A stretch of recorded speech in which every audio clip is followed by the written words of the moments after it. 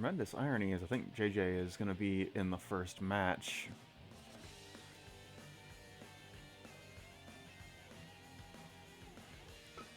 Let's see. I'm going to go Bret Hart on the left side of the screen. Rocco. World of Sport guy?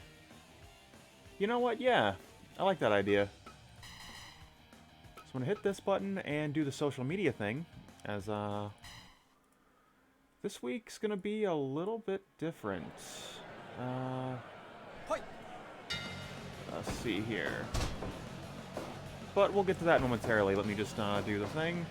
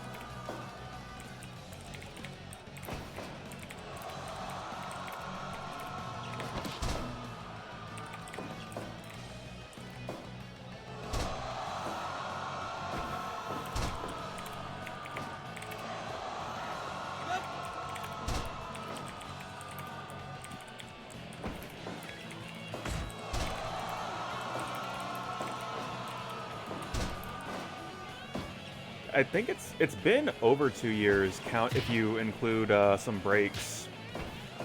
Not by much. Let's see. But yeah, we have been doing this a long time.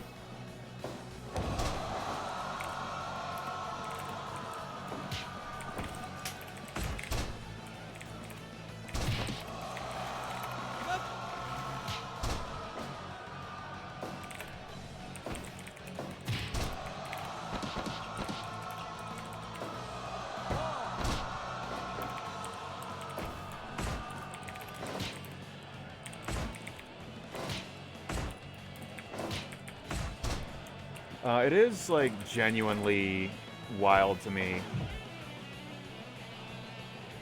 that I have done 100 of something. You know, that's really cool.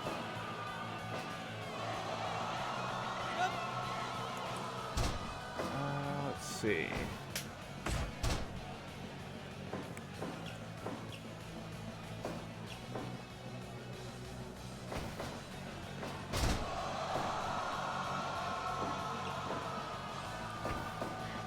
Looks good there. This one's gonna be kind of a weird week because I'm probably not gonna stay in character for the entirety of matches, which is very unusual for me. But I figure tonight is as good a night as any to talk about how rad my friends are. Considering I make the Blake's House anniversary show kind of a work. So we'll see what today looks like. I've drawn up a match card that's gonna have everybody on the Blake's House roster wrestling once. Had to do a little bit of creativity in making one of the matches an 8-person battle royal just to make sure everybody got on the card, but we did get there.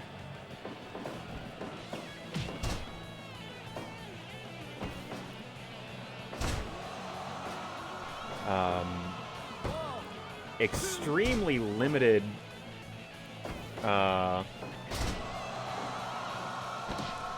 be extremely limited appearances from non-Blake's House stable wrestlers, but figure I had to get the Gatekeeper on the show, considering he literally helps co-write this thing.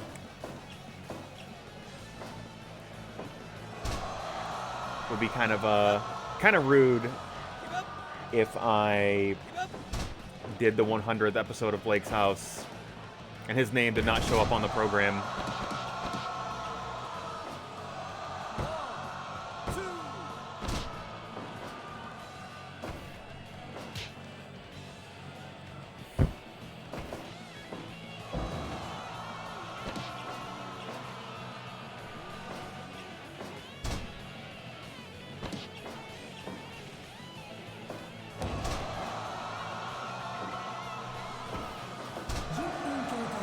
Rocco with that flash roll up there.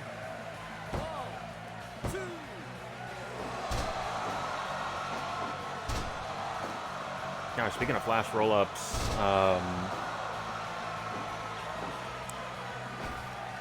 really need to finish the rebuild of the Patrick Christopher character. Oh, I understand.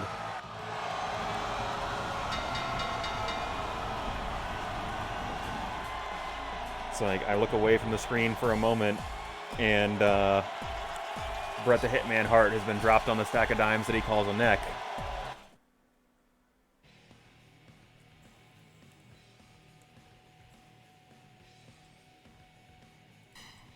Oh, what is this finish anyway? Modified tombstone? Yeah, that checks out. That tombstone from that like power slam or not power slam, body slam, like, setup.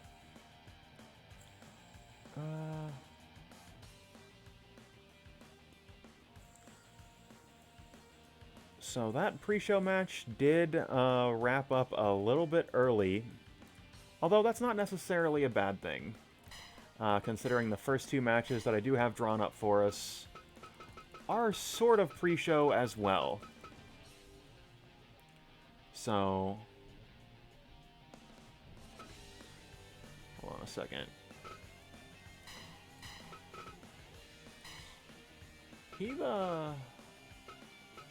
Okay, he's not. Yeah, he's the trios type champion, that's right. So, let's keep this thing going. Like I said, I think I'm going to be slipping in and out of character throughout the evening. Tonight's going to be a special night, but I figure starting us off here, we've got John Boggy III, the man behind the Gatekeeper character, and a person that has done a great deal of helping me out in terms of writing and certainly building out a cast of characters that has given my roster so much more diversity in terms of gimmick, in terms of playstyle, in terms of moveset. Genuinely, the show would not be what it is today without him. Julius Longmore, JJ Mondo, somebody that I met through the Def Jam community, kind of in some of the first feuds relating to the Gatekeeper's stable, because it was one of the first characters that he'd created. And if we open this up, this is all in chronological order of download, so it was the first character that GK had submitted. And also, like, pretty cool guy. Does stream from time to time. Plays some rock solid Def Jam Fight for New York. And we're gonna hit the button here as we get into sort of our first match for the evening.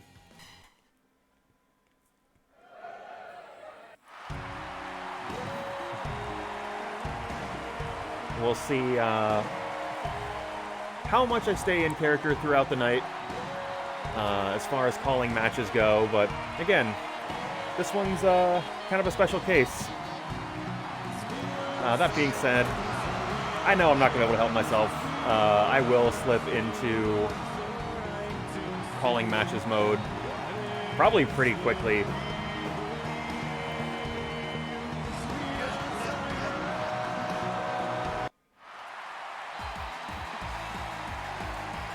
I suppose it's worthwhile not just to talk about these people as people,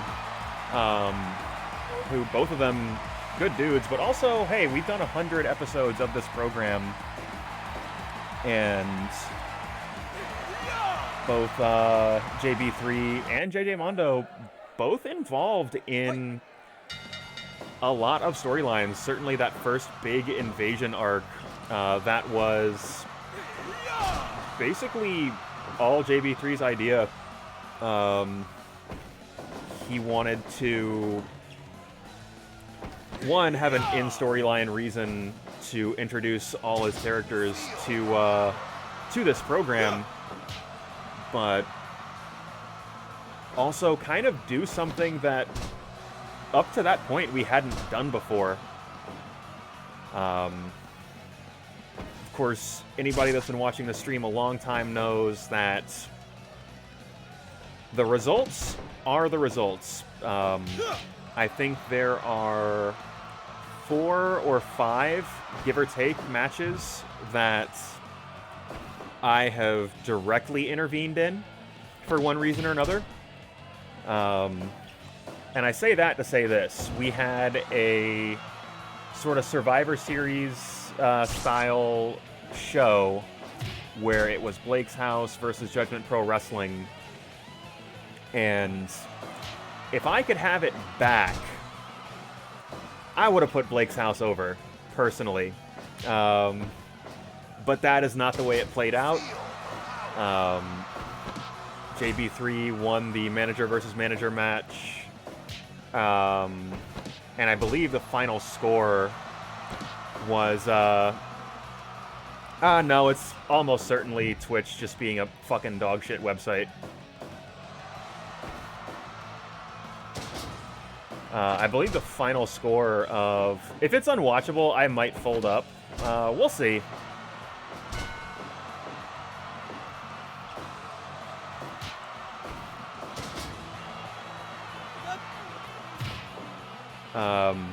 Yeah, the final score of that show, I think, was 6-4 or 7-3 in JPW's favor. Which, another thing that... What the stream kind of lets me do as a creative is... Alright, I take what has been given to me with the results of these matches, and now I've got to turn them into a story. So, retroactively, we decided that the stakes of that match was that Judgment Pro Wrestling would be a part of Blake's House Wrestling, because canonically we have a television deal in the form of this Twitch stream. And hey Nick, I'm glad you're here. As I'm sure you can tell, we're doing this episode a little bit different. Kind of gonna reminisce a little bit. Get to take a trip down memory lane, get to talk about some of the storylines we've done, get to talk about the very real people that are behind these characters, which will be a fun time as more like core Blake's House guys get on the screen.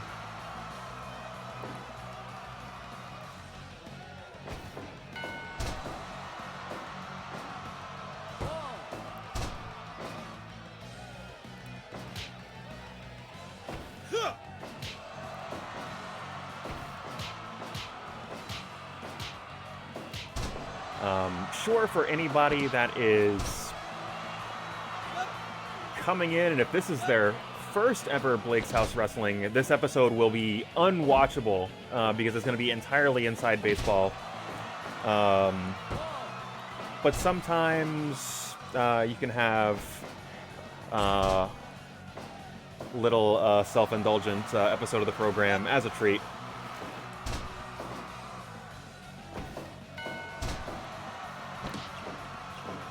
One thing that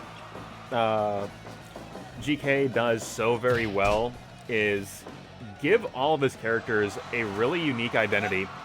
I would say out of myself, Nick, Troll Wizard in the chat, and him, he is probably the best, like, pure creator of wrestlers. Because yeah, like looking at his JB3 character, he is just a fucking dirtbag heel. Really, I should have Kurt London on this program, and I think part of the reason I didn't was like, he is not a real person. Although there's a couple of people that are not real people on this, because there's a couple of championship matches. I figured may as well make it a more real show. But yeah, then you've got like a powerhouse like JJ Mondo, Kurt London, a showboat high flyer, distinctly different than the high flyers that I've built or that Nick's built. As I said, John is just really good at giving characters an identity in a way that's really entertaining, and has been a big factor in why some of the cross-stable matches, his guys against my guys and his guys against Nick's guys, are always so fun to watch. It is hard to play this video, like hard to build characters in this video game. I've been doing it for a couple of years and really only somewhat recently think I've got a grasp on it.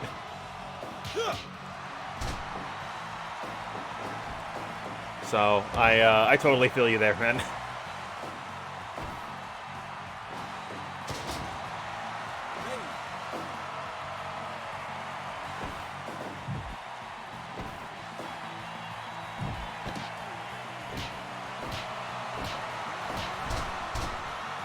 And JJ just laying it in here.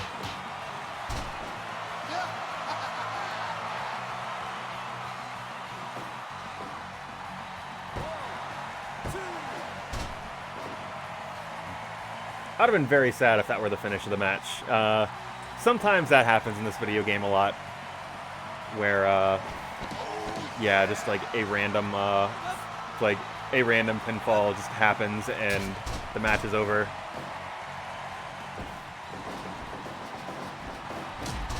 Yeah, that is totally fair.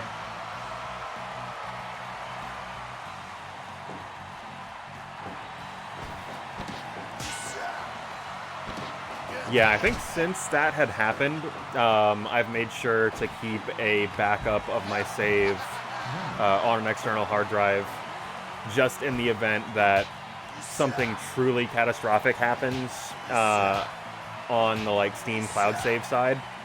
I've still got it. I haven't updated that in a few months, and probably should. As far as the DLC goes, everything but Stardom pretty consistently goes on sale. And in my opinion, it's like pretty worth picking up.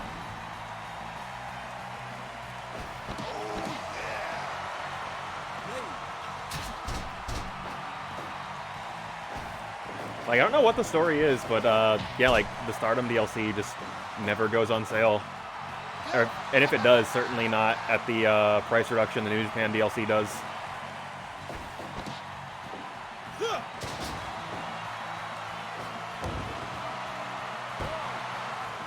Ooh, that patented jawbreaker gonna do it? No, it's not.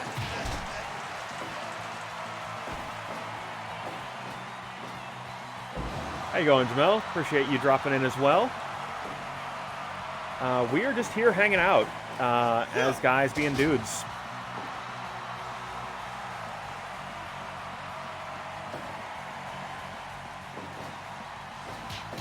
And it occurs to me, I am in fact going to spoil the main event.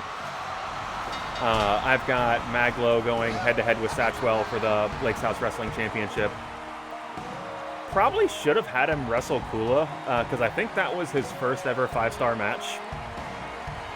I think that's true. I would have to go back and do a little bit of digging. I might make that a post-show match. Maybe have DJ Dix fight Kula. that might be what we end up doing here, because DJ Dix isn't on the show either.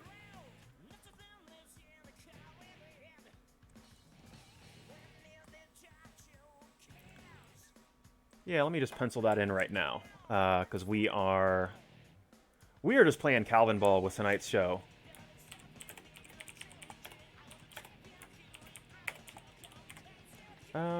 Actually, let's see. I kind of want the title match to be the last thing. I can put that here.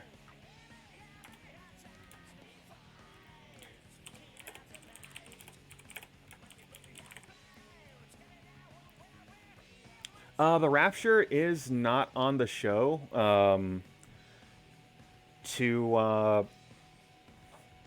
Like, basically, all the matches are gonna be like Blake's House stable guys. Partly due to the fact that, and I just noticed I got a couple of follows. Very much apologize for the measures that have had to be taken, and I will get back to you in a second, Nick. As Zero, Josh, I'm sure you're aware, there is just truly noxious harassment going on Twitch. So I've restricted chatting to followers only and put a 10-minute wait before you actually get to post. So hopefully y'all are still hanging around with us, and very much looking forward to getting to chat with y'all as, again, we talk about both this show that has been running for 100 goddamn episodes, and also the cool people that this show is about. And that's kind of what I was getting at for a moment, Nick, is I kind of want the main focus of this to be the, like, real people, as I am going to swing over.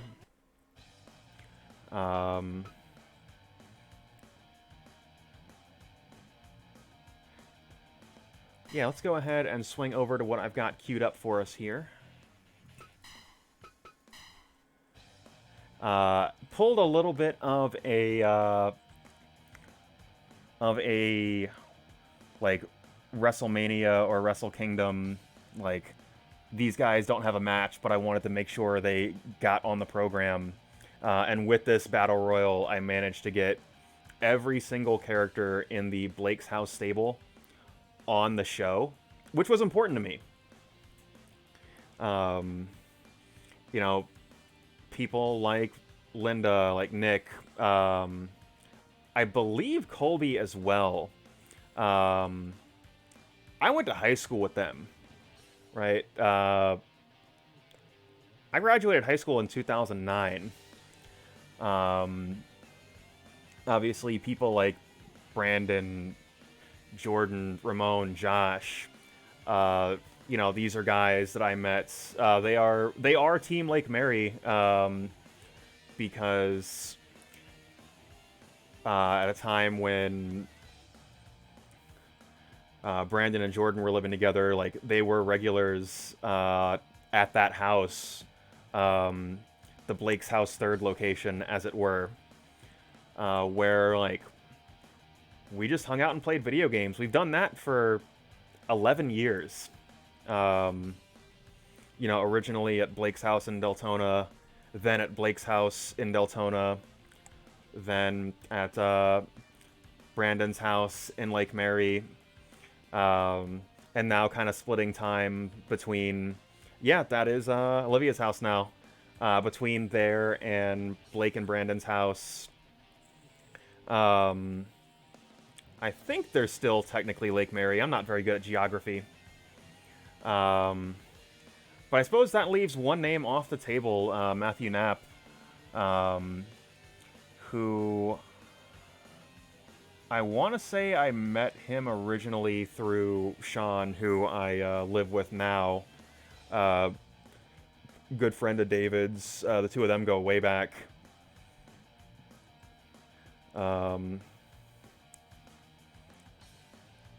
Like, Matt, he's moved away. As I mean, actually, that reminds me of what I was going to call this event in particular. I couldn't decide if I wanted to call it the Chris Monk Memorial Battle Royal or the Charlene Memorial Battle Royal. Crucially, to the best of my knowledge, both of them are still alive. But Chris Monk was, like, if not a Blake's House original, certainly he was around for the first year, but really only for the first year. And Charlene, definitely a Blake's House original. Both of which, like, hey, their lives went in a different direction, which is totally cool. It does happen to all of us as we get older. Charlene's got a kid now. As does more than a few people on this roster.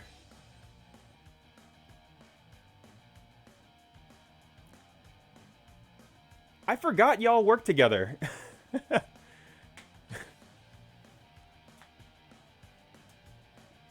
Well, hey, I very much appreciate the follow. And yeah, that's exactly what this is, Zero, is really it's a nostalgia trip, me patting myself on the back and me talking about how cool my friends are. And that absolutely includes both of you and everybody else that's kind of been hanging out with us for a while. I'm going to go ahead and start up the match. And kind of talk a little bit about, you know, a little bit about, like, how some of these people have been in the show. Obviously, most recently, Team Lake Mary has been the biggest heel stable that Blake's House Wrestling has ever had. Like, just dominating the singles division, the tag division, and the trios division. With Josh, you were actually the Blake's House Wrestling heavyweight champion for several weeks. Really, that's one thing that COVID has kind of made a major problem is, you know, we used to record skits when we were physically at Blake's house. And just, like, with COVID being a thing, that's just not been an option. Ooh, it looks like Linda about to get sent to the outside. Obviously, we've got Nick in the match here. Nick, another co-writer on this program. Somebody that, much like the Gatekeeper, has submitted... There will be other opportunities. Has submitted a bunch of characters to really expand my roster, to, like, give my show more depth. And Nick especially, always there when I'm like, hey, I need a promo. Even something simple, like something shot on a front-facing phone camera. He's always there, able to, like, give his stable a little bit more life, which is hugely appreciated. Let's see here. Of course, Colby, a major fan favorite. And in fact, let me go ahead and hit the button here, as we can make the fans chant people's names, and we're going to get a lot out of that tonight, as it is a celebration of Blake's house. One of the first characters I created, like, because all of these characters are based on real people. A lot of these people I've known for a very long time.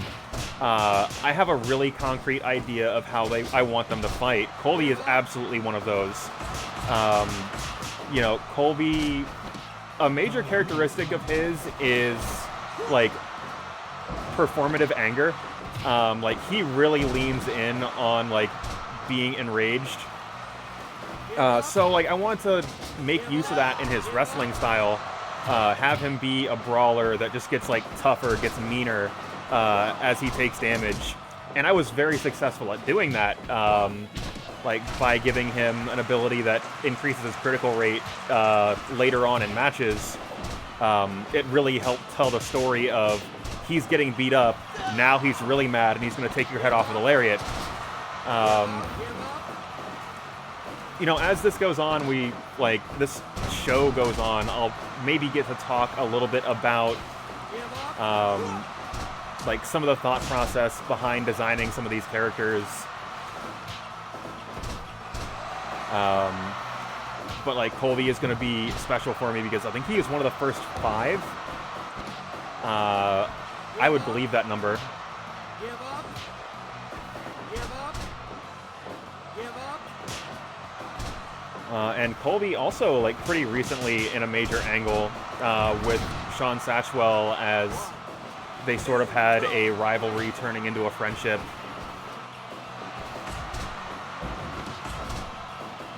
But Colby's always been a fixture. Obviously, the Mag.Lo Open Challenge, a big part of this show, because, you know, I like the idea of the, like, fan favorite character just kind of standing tall against outside forces, which is kind of what the Open Challenge was meant to be, in addition to being an excuse to give some audience participation a chance to happen. You know, the characters that I had slotted for that were Mag.Lo, obviously, Colby, both because of his personal friendship with Chris Martin, but also, like, he kind of became a fan favorite character in his own right. And likewise, Terrell. Terrell is a fucking Cinderella story if there ever was one. And I think I would know from Cinderella stories. Where, like, he just got over. People fucking loved his character. Exactly in this match format, right? Like, he became the king of the Battle Royal. Because he entered Battle Royal week after week after week. And eventually he won. And then eventually he became champion. And that just made him forever as like a top guy on the Blake's House roster. So he started holding court in the Open Challenge, kind of making it so people that went through the same struggles he would, now he's at the top of the roster, and they're challenging him, not the other way around. I think every once in a while Orlando Nunez got to be in that position.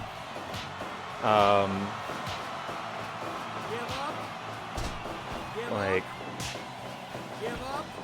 hold on just a moment here. I promised I was going somewhere, and then, ooh, Ramon dumped to the outside. Ramon, this is going to be stream of consciousness all night, folks. Y'all are in for a wild ride.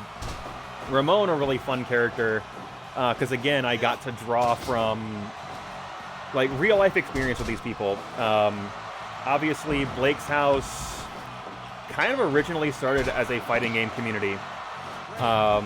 And there's one characteristic about Ramon that just holds true in anything I've ever seen him play. His resiliency to fight to the very last pixel of health. Like, that is what people remember when fighting against Ramon in a lot of these video games. So, like, mechanically, I was able to do that with his character. He almost never submits.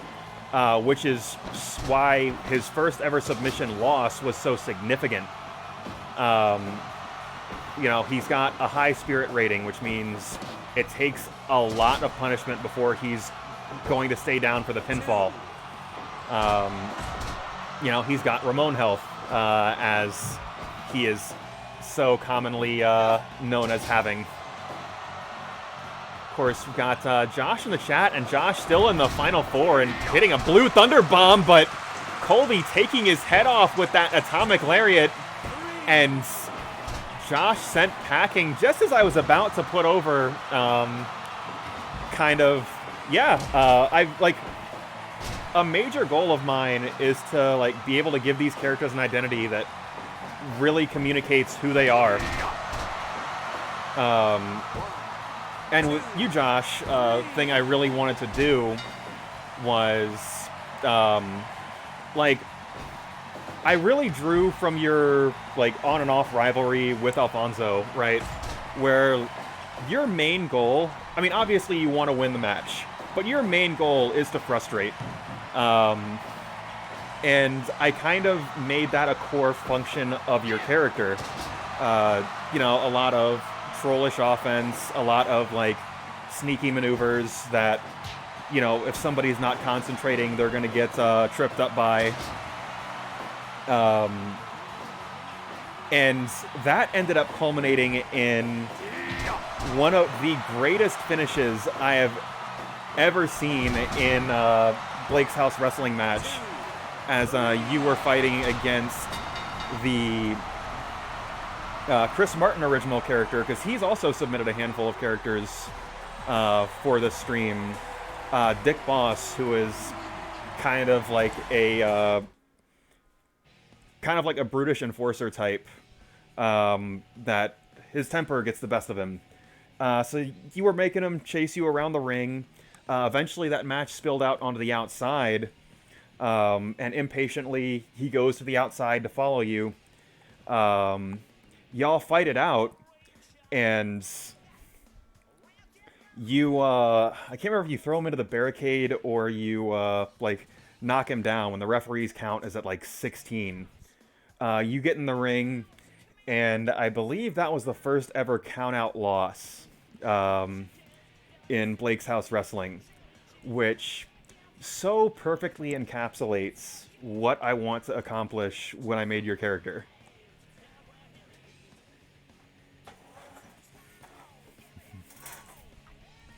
But Nick Vidala picking up the win in the Charlene Memorial Battle Royal.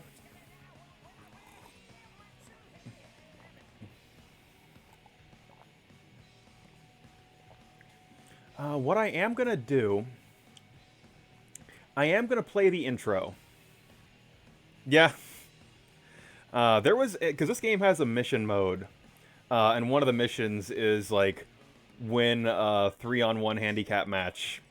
I definitely did that legit on PC, but I think I bought the game again on PS4 and was just struggling to beat that mission, and I'm like, yeah, let me just whip this guy up the entrance ramp when the clock is at like 17 seconds, and then I will simply get in the ring.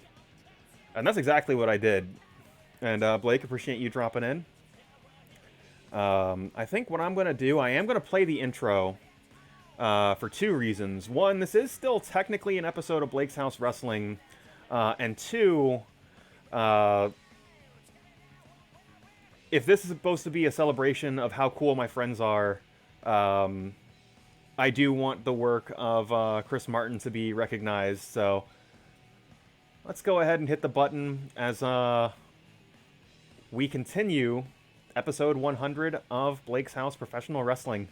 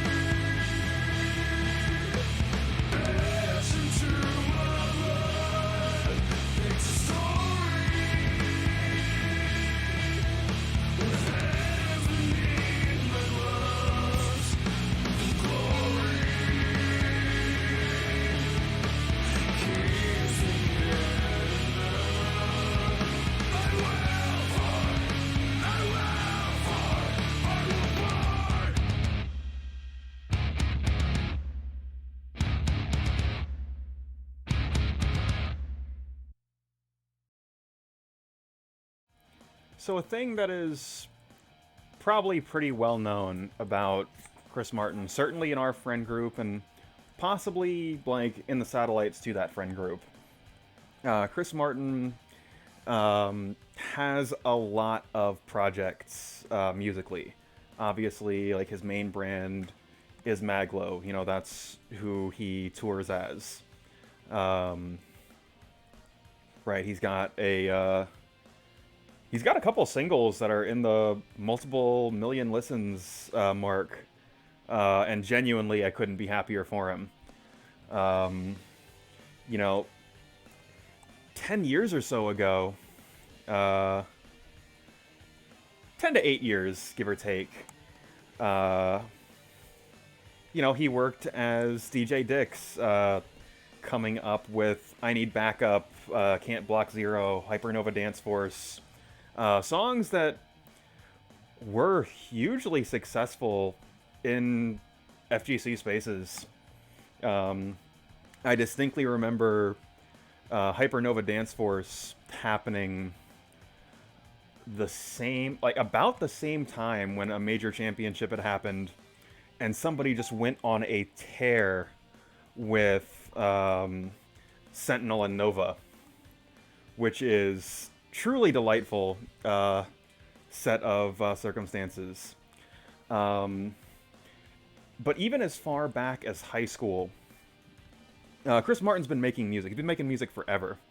And likely will continue to make music forever. There's a side project. He's got a few different names for different side projects. But there is one, Tech Dick, where he made a few like comedy tracks, and on one of those tracks, he made up the band Tap Pool, which was kind of a parody of Creed, from what I remember, at least. And kind of made a fake radio ad for their music. And why that's significant is when I went to Chris Martin to commission this song, I wanted that group to be the sound for the Blake's House Wrestling intro. Obviously, hey, I'm 30 years old. I watched wrestling from the mid-90s into the late 2000s. So, like, I distinctly remember that era. You know, the Raw is War intro, It's My Life in the Box, through to, like, the early 2000s, where literally actual Creed did the intro to some pay-per-view or another. You know, Power Man 5000 was the voice of SmackDown vs. Raw, the video game. So, like, that's the sound I was going for, is, like, something for an old lady like me to, like, think, this is what a wrestling intro should sound like. And, you know, Chris Martin got to work, and that is what he put together. Like, it is perfect, really and truly. And as we kind of get into our first or our third, depending on how you look at it, match tonight, we'll call it the third. We've got Hsien-Jo going toe-to-toe with Shane McMahon, and you know, I don't think any of us here know Shane McMahon personally, but I picked this matchup because it was one of the first feuds ever on Blake's House Wrestling. This was... Let me open up my roster really quick. So, again, these characters are listed in the order that they were created. There was a time when my roster probably stopped about here for a while. Right, so that's everything up to here and down to here. So, like, I had really limited tools for which to tell stories. So that meant we used characters on my, like, real wrestler roster. And for one reason or another, Shane McMahon... I think Shane beat Jamel by a flash roll-up. And Jamel, the person hanging out in our chat, he didn't take too kindly to that. He wanted a rematch. He won the rematch. you know, of course, then they've got to have their rubber match, and I believe that was in a steel cage.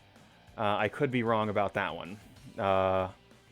Blake's House Wrestling episode, like, 7 was a long time ago, over 2 years, as it turns out.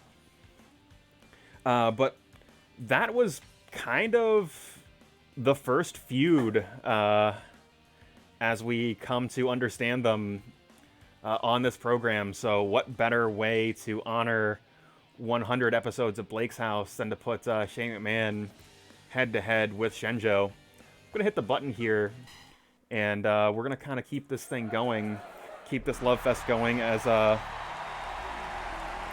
you know, Jamel, over the last 10 years, you know, part of that core Blake's House group, has become one of my best friends. This is a phrase you're going to hear a lot tonight, is like going up and down the road. You know, Blake's House originally started as a kind of fighting game playing collective. We played Street Fighter 4, we played King of Fighters 13, for years, you know, actively trying to improve at those games. We travel together to tournaments and events, support one another, and, you know, really try to make runs deep into brackets. And we got pretty good at the games we played. And, you know, Jamel was around for a lot of that. As Blake's House kind of shifted its focus. Because kind of after the KOF 13 era, we all started to go in different directions as far as what it was we wanted to play. And we kind of stopped being primarily a fighting game group. You know, Blake and Worzallas, just before this started up, were playing Age of Empires. You know, I think everybody but Jamel, Zero, and myself are playing Final Fantasy XIV because that's where you go when you don't play fighting games anymore. You know, we've flirted with a bunch of different games, even outside of the fighting game space. In addition, you know, this is a group of guys I can watch movies with, I can watch anime with, just hang out with in general, play board games with. And Jamel's been around for a lot of that.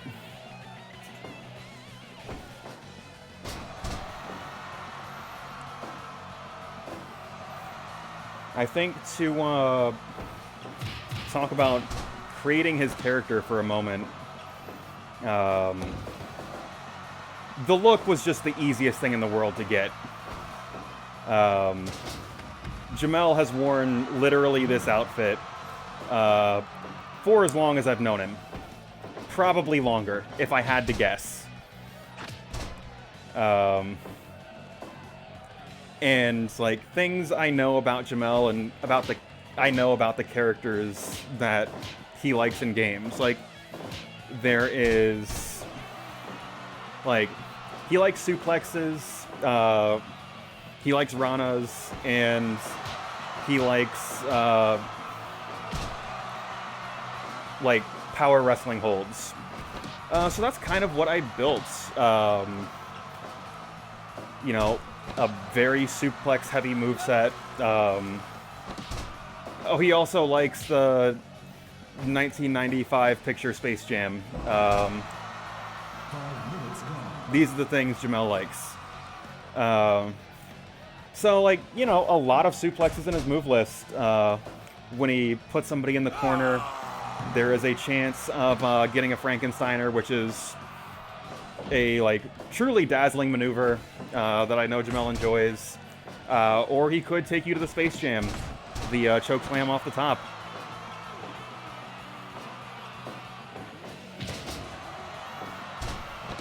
And right now it looks like Jamel very much ready to take on Shane McMahon. I think Jamel pretty limited in his knowledge of wrestling. However, I distinctly remember we were either watching WrestleMania X7 or like watching something relating to it. Or it might have even been a recent show. And Jamel had commented that Shane McMahon just kind of looks like somebody's dad. And it definitely was X7, because it was, even then, he kind of looked like somebody's dad. Which, like, for me personally, makes this matchup funnier. On once, twice, 3 times, the end, cover 2. But not quite enough. But that is enough to get the crowd on his side.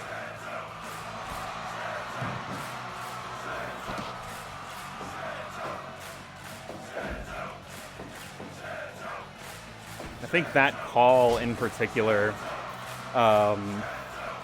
very much coming from Hugo's Argentine backbreaker, that 1, 2, 3 cadence. Because it very much works the triple powerbomb. Like, it's the rolling German suplexes is too slow for it, but it is just absolutely perfect for triple powerbomb.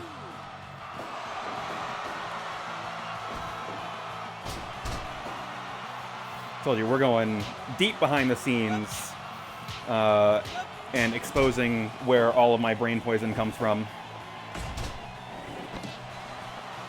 10 minutes gone. And on the subject of memes, too, like, that's where a lot of my commentary comes from. I was a lapsed wrestling fan. Like, kind of the later 2000s. I kind of stopped watching wrestling and only got into it sometime in the middle 2010s. Partly through Botchamania, of all things, which is a web series that kind of highlights the, like, goofy stuff that goes wrong in professional wrestling. But crucially not in a mean-spirited way, as some of these, like, style of videos do.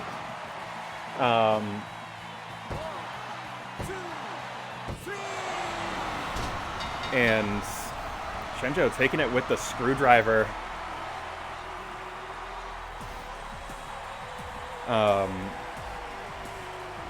But, like, what a series like that will do is it's going to put a lot of different things in front of you, like a lot of wrestling-related memes. Like the intro in particular, over the years, just kind of, it's a lot of sound clips from weird promos or, like, shoot interviews, things of that nature. Like the Good Lucha thing, you know, that was a, like, famously bad promo. But when I, like, can't think of the name of the satellite Rana that Chris Martin does, sometimes I will just call it a lucha thing. Or, like, just to kind of have a laugh at myself, now that I can, like, at least give it a name that is in the neighborhood of what it actually is. Yeah, he's just doing a lucha thing. You know, there's the, like, famous Owen Hart promo about kicking Bret Hart's leg out from under his leg. Like, my brain has been absolutely poisoned by wrestling internet. And, like, that's gonna be, like, just a factor in, the tools I have to tell these stories. Coming up next here...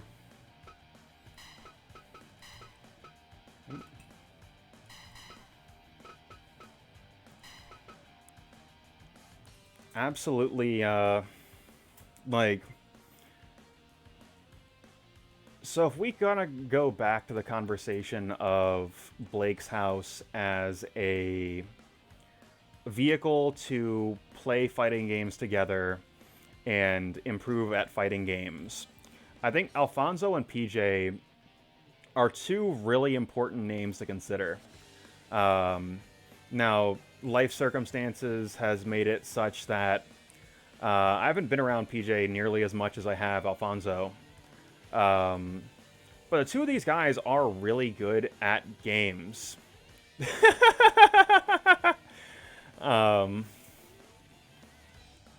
Like, originally when I made PJ in this game, PJ had the nickname PJ King of Games, right? Because you could put any game in front of him and he would be immediately competitive, right? Board games, fighting games, like multiplayer party games. PJ was always a threat.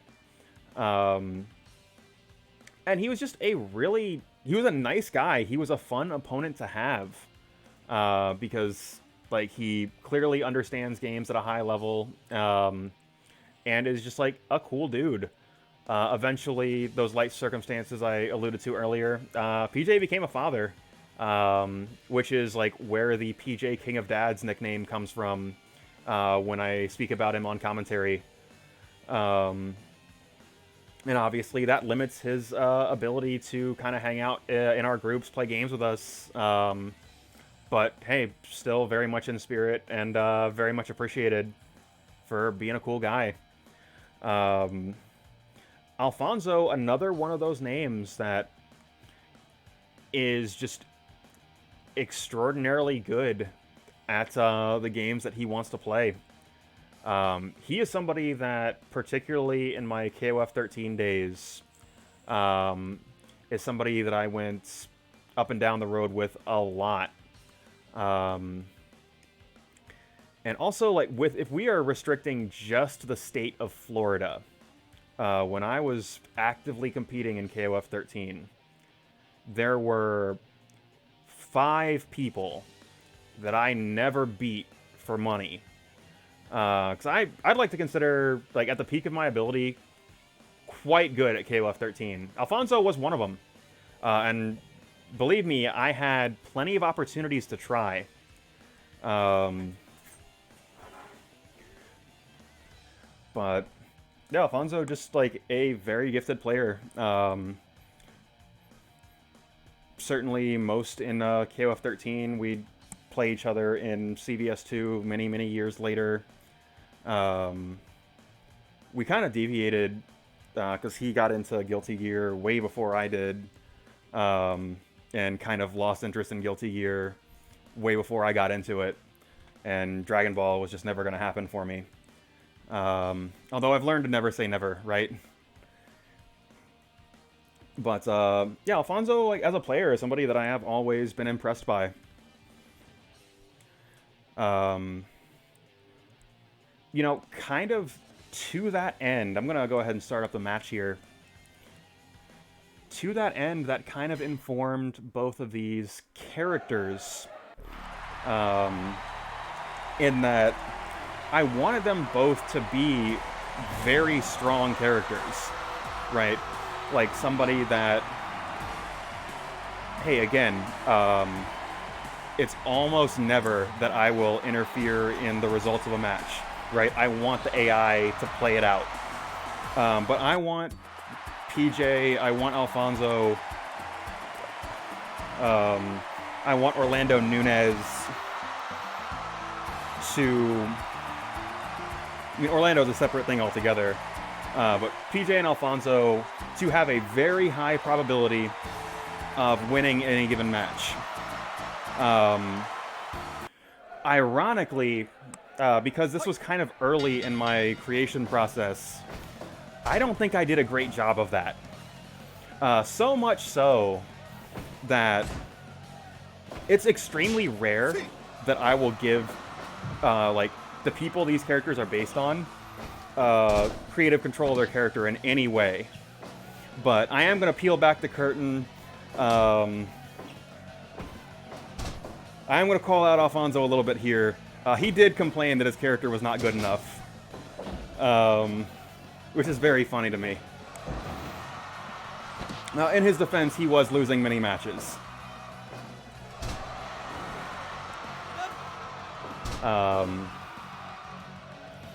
But...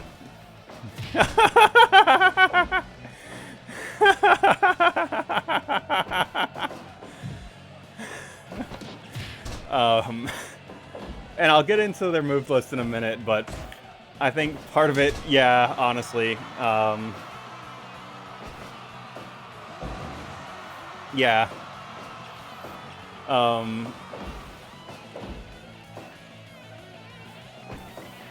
But yeah, I think another one of my friends, Tyler, he is a stats pervert. So like he ran simulations of like every matchup and like watched the matches, took notes, and got a pretty good idea of what's going wrong with some of these characters. PJ, it was the case of me not totally considering how his move list fit together, because I was such a new creator at the time, that, you know, a lot of his pinning combinations and dives are going to happen when his opponents are too close to the ropes, so he struggles to close out matches. Alfonso, I think that one's tough for me to place, because in my head, I still think he's got all the tools, which also allegorical is what I'll say.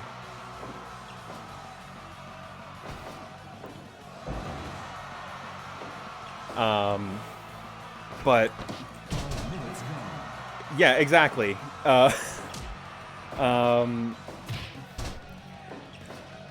I suppose talking about their moveset and talking about their gear is going to be valuable here. Yeah, it is truly wild to me because, yeah, Alfonso, like I said, is somebody that I have very often looked up to as a player. I think he is very good at games and is just not able to like really close it out in high stakes matches. It's frustrating. I mean, I'm sure it's much more frustrating for him. But, you know, is what it is there. But Alfonso's gear and his moveset is something I do want to call out for a moment here. Because when I was starting this project, like, you know, I used to host wrestling pay-per-view watch parties when I was a little bit less jaded about wrestling. And Alfonso, I could tell, he was a really big 90s WWF and WCW guy. So, like, I wanted to be able to communicate that through his move list. And I'm sure you can see it, right? Like, he's got the rock bottom, he's got the scorpion death drop, he's got the sharpshooter, he's got the double underhook face buster. He'll do the people's elbow. Like, you're going to be seeing a bunch of, like, big wrestling moves from guys you've seen before. Because those are guys he watched as a kid. And what I did with his gear, this one's me, like, kind of having a bit of a laugh. There is a wrestler now that goes by the name of Samoa Joe. And he has gear very similar to what Alfonso's in. You know, the asymmetrical trunks, kick pads. Like, I very deliberately, like, given him a look similar to Samoa Joe, because early in Samoa Joe's career, he was a huge Japanese pro wrestling mark and did, like, all the famous moves of, like, when he was a kid. So, like, giving Alfonso, like, Samoa Joe's gear, that just kind of made sense to me. PJ, like, PJ was kind of tough for me to place as a, like, wrestling style. Because, again, like, I didn't spend as much time around PJ as I did, like, a lot of these people. I think what I settled on is, like, a Chris Jericho-inspired moveset and Chris Jericho-inspired gear. With a little bit more power offense, as you can see, although Jericho did also do the triple power bomb. I absolutely had a rationale for it at the time. But now in 2021, one, I don't recall exactly what my thought process was then. And two, like, Chris Jericho's stock value has kind of dropped in the last you know, year or so.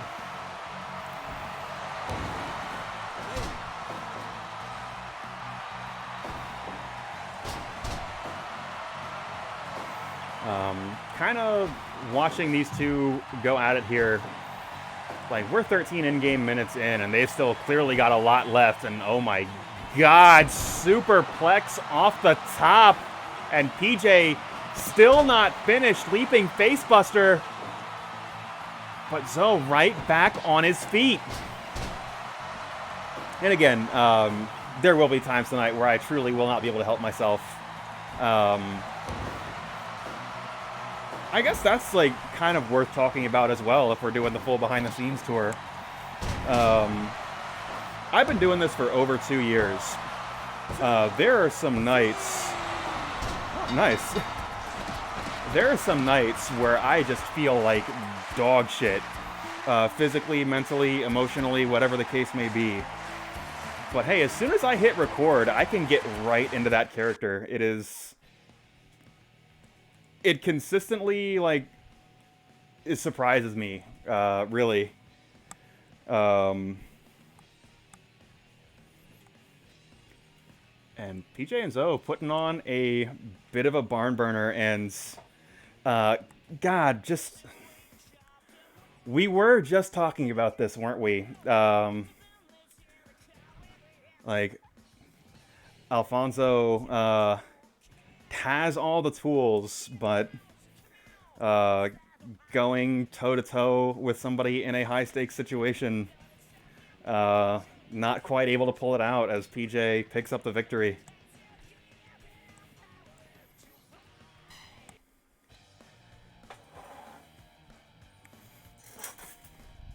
So this next match,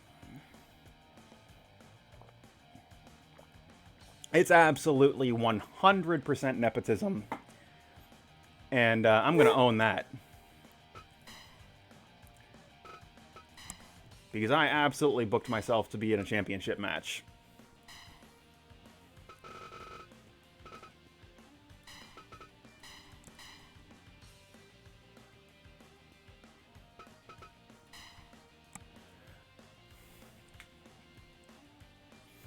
But, so I had a Father's Day episode where that happened. That was this year's Father's Day. I want to say it was Terrell, PJ, and I swear somebody else in our group had become a father. Hold on a second. David actually is about to. Let's see here. Who else would it have been?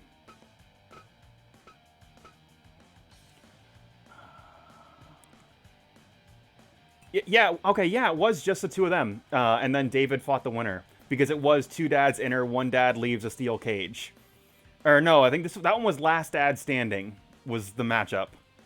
And I want to say PJ was the last dad standing.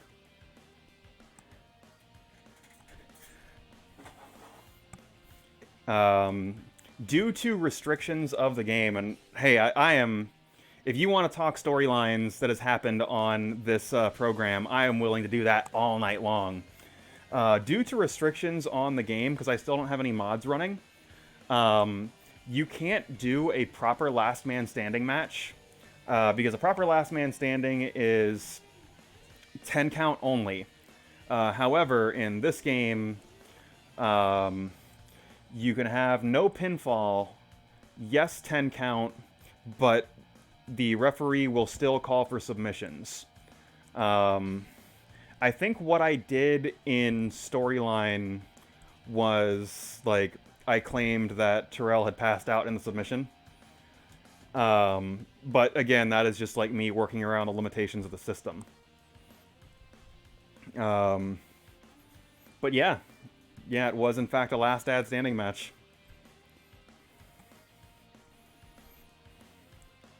And it is possible we did a two dads enter, one dad leaves a steel cage the next week because I forgot David existed.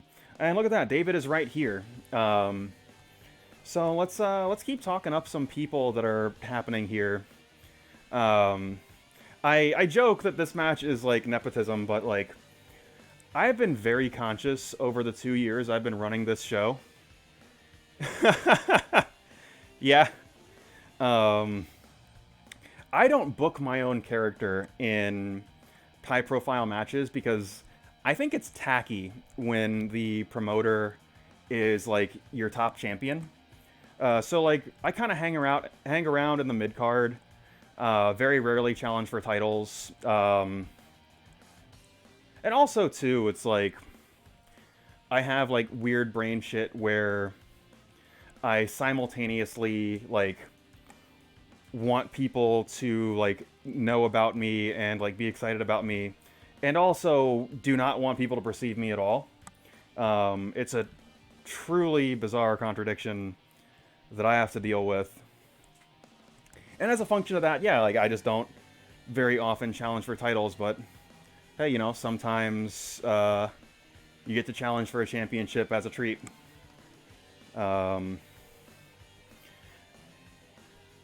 And somebody that I've been tagging with in this game on and off for the last year is David. I lived with David for several years. You know, I can walk out of the room I'm in, take about 6 steps, and knock on the door that David used to occupy for several years. He is not there now, and I will not be doing that tonight. But yeah, no, like David and I have become really good friends over the years. And like that is why, as I'm like building teams in this game to like challenge for the various tag titles, this is a pairing that made sense to me. Then I'm gonna go ahead and hit the button here.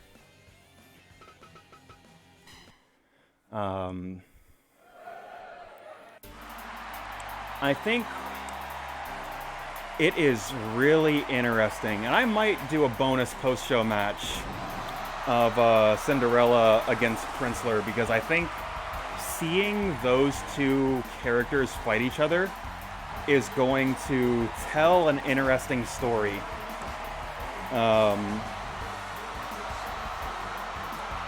Because obviously, hey, that's the second character I built for me, right? And I'm gonna let this play out because this song is a little bit loud.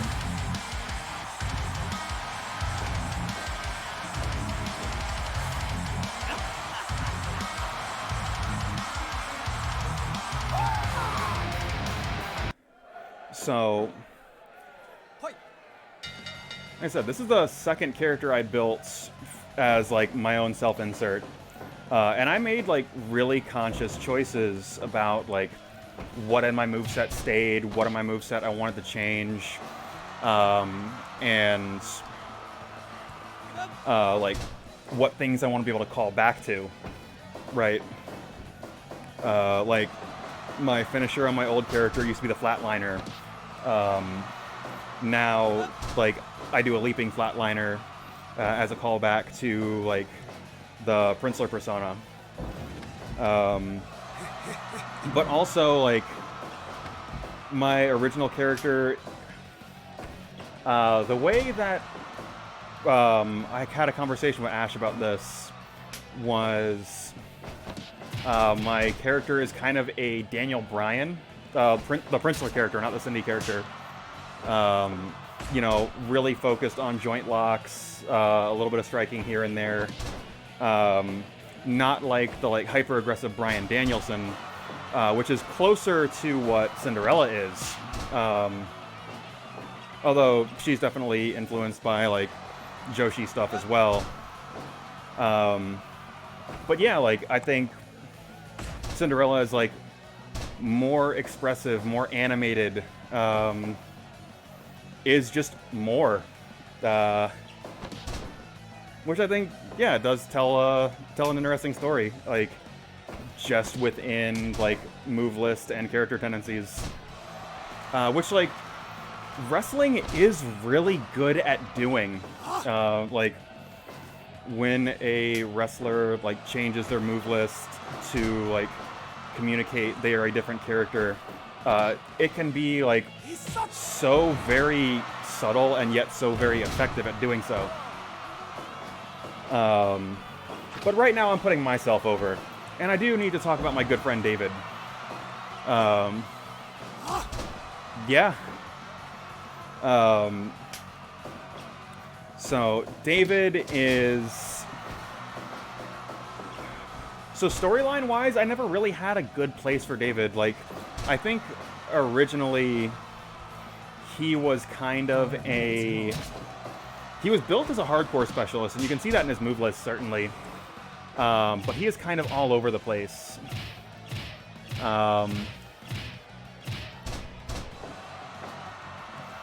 Which is, like, kind of why he's never... Like, currently his character is... Nobody really knows what he's going to do.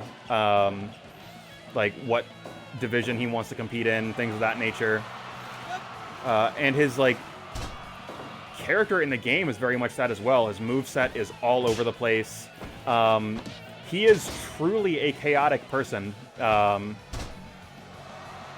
like, that's not a bad thing. Like, he is still a great friend to have, but he is absolutely unpredictable.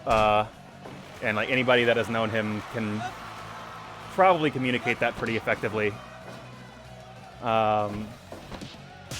He does, and I can't tell if it's ironic or not, really like the KO punch, so I have given him that as his finisher, and given him the perk that makes his finisher about 1.5 times as damaging, because I want the KO punch to actually knock out.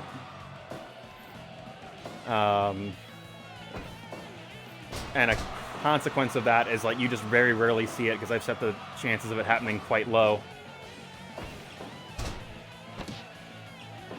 But David is a fun character to watch. Like I said, he is just kind of all over the place. And yeah, Josh, Foley has been a lot of characters.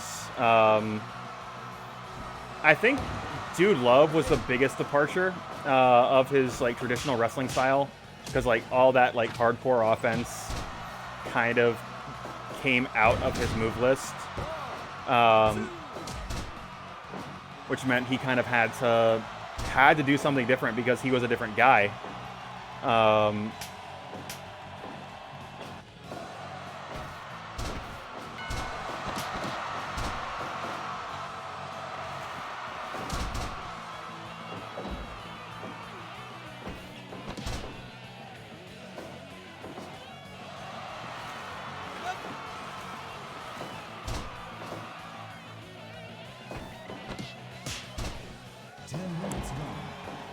We'll say genuinely curious how this one is going to go. This Ramos and Idolo team has been, like, genuinely dominant in the tag team space for quite a while. Again, like, hey, I have no desire to interfere in results, but I am kind of scratching my head at how we're going to get the belts off of these guys eventually.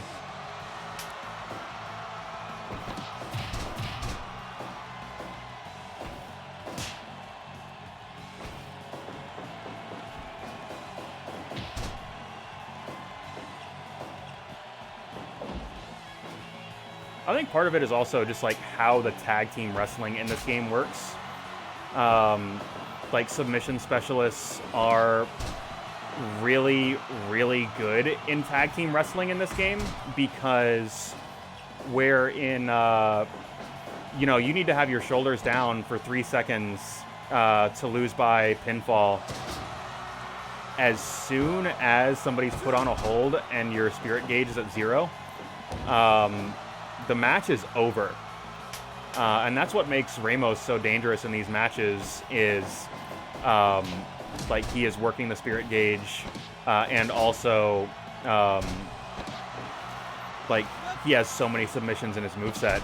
This isn't me saying his character is unfair. It is just, like, he is really good in the format that he's in.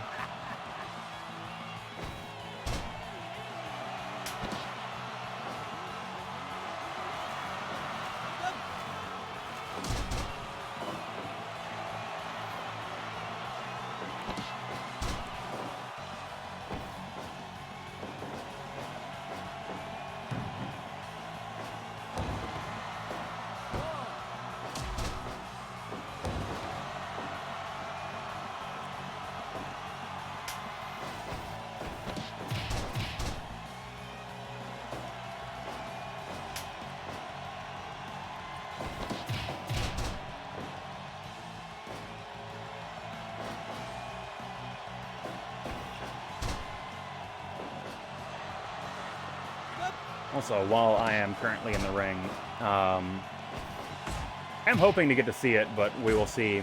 The, like, Impaler DDT into the Blockbuster is a spot I like so very much that I built for this character. However, it doesn't look like we're going to get there in the immediate future.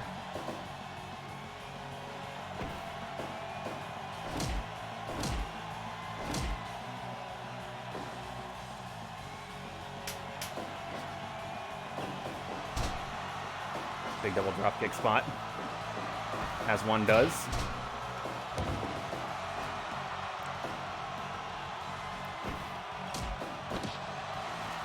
Yeah, I suppose I can just kind of dig into some commentary if we're just kind of hanging out here. As Ramos locking on that Kimura hold, but too close to the ropes. David able to escape. Picking the leg one more time. This could be it. Knee bar locked in, and no. Cinderella able to make the save at a critical moment. Kicks the rib. David so very dangerous with those kicks, setting up that enziguri, but that overhand chop shutting him down. Dragon screw leg whip, and Ramos, that catch-can expert, just picking apart any body part he is able to get a hold of.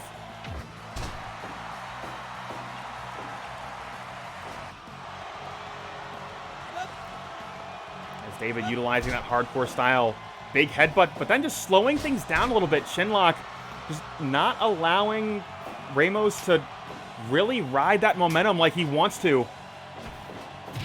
Back switch, but a leaping facebuster will shut Cinderella down, and now that torturous half crab locked in. David in control, but only for a moment, and another forearm smash right into the lower back. Cindy trying to bring this into her own corner. Crossface, crossface, crossface. Fan surprised to see the crossface, but Ramos cutting across the ring. And again, Cindy continuing to target the shoulder, target the neck, trying to wear Idolo down, but Ramos just so very effective at protecting his teammate.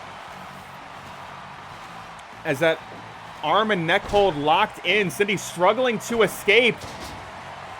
Able to do so, but once again, Ramos inserting himself into this contest, getting hyped up for the crowd, getting hyped up here as Satellite head scissors launching Cindy into that blue Gatorade corner, and Ramos, the legal man, once again. It looks like this team trying to close this out.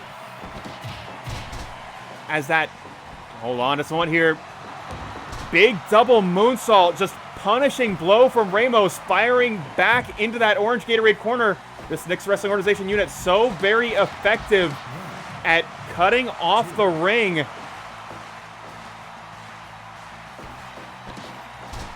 And hold on, scarf hold locked in, but David reaching out, foot on the rope, able to escape trouble, but only for another moment. Goes for the cover, 1, 2, only gets 2. And Ramos baited into a hockey fight, and David has not lost very many of those as he is standing tall after those devastating closed fist connect, but octopus hold locked in, and that is going to be enough as Ramos picks up the victory. That's kind of what I mean in the sense of somebody who is a submissions first wrestler is really hard to beat in a tag team match. And like, this is not me like taking shots at you, Nick, if you're hanging out here, but it is one of those, like, I don't think you've got access to these characters anymore, so I might have to make the edits myself, but you've kind of got to tweak the percentages, particularly at high damage, just to have a consideration of what is going to be your match enders. Because that's kind of a really important part of building a character in this game, is you have to kind of be able to envision the flow of a wrestling match, right? What moves is this guy going to open the match up with? What are their transitional moves as we kind of build in intensity, escalate the stakes of the match? What are they going to do when they're desperate? Okay, now we've reached the finish. What specifically is this character going to do to win the match? Because, you know, people shouldn't be getting a pinfall victory off of like a random dropkick, right? That's not exciting for anybody. So, like, when you're building a character, you want to make sure you have a couple finishing sequences in mind, but also, crucially, more than one. This is a problem I had with Eric Alpizar's character, who I think we're getting to pretty shortly. Actually, literally next. Is that... let's see here. Yeah, quite literally next. Alpizar had too few finishing sequences. And what that ends up meaning is he just doesn't pin enough. Let's see here. However, we're going MMA Alpizar because he is going SWA rules up against Drew Serpa.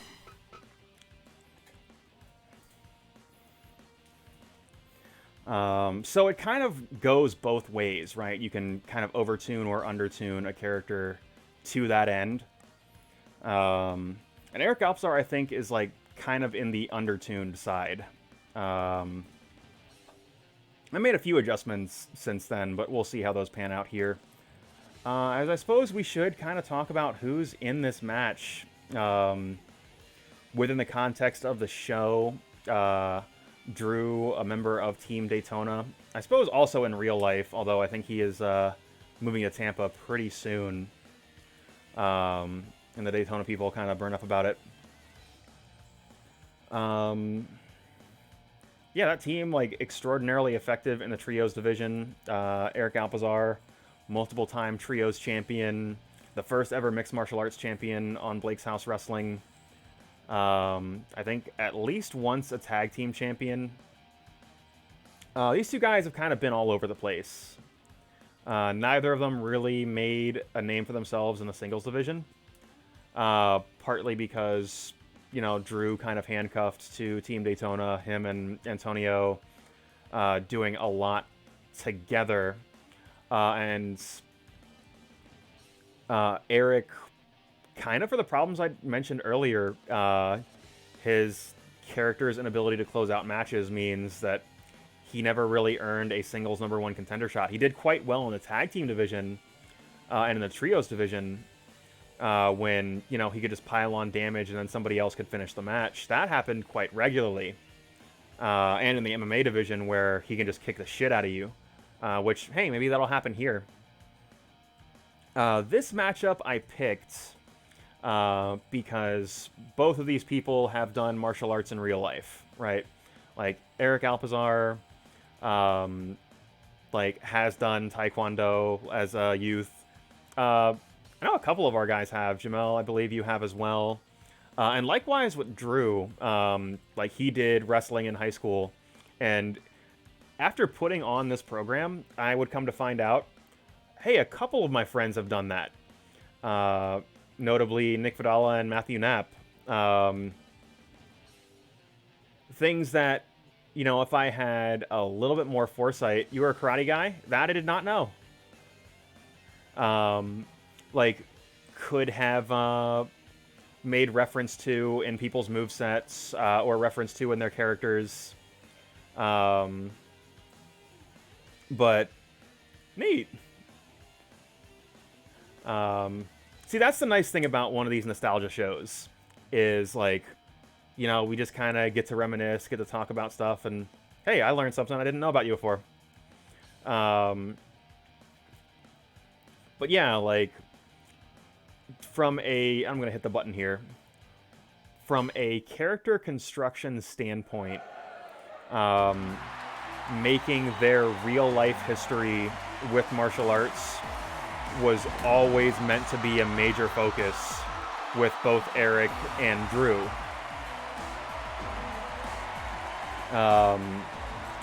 Because like it gave just such a good framework to build a character from.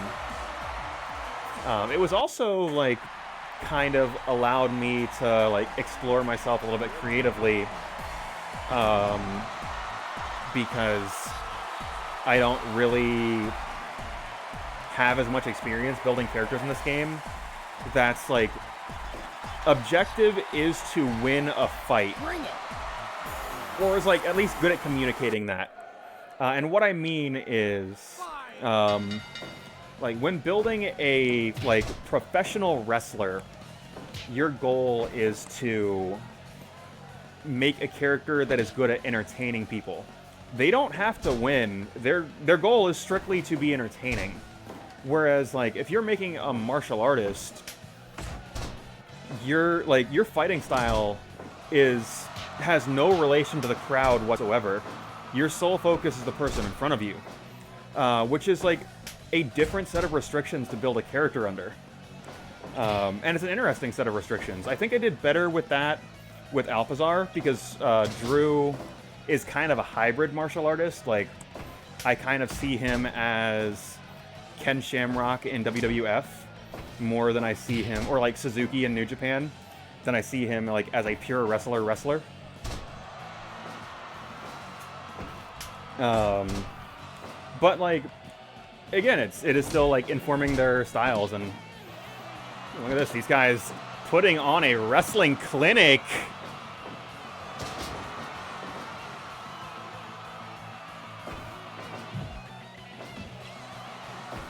It is always fun when the game does like sequences like that. But yeah, I think again, we're stream of consciousness. We're all over the place. Like, Eric Alpizar is somebody that I would say I went to high school with. I actually had a class with him in my sophomore year of high school, I believe. I think I saw him there like 6 days.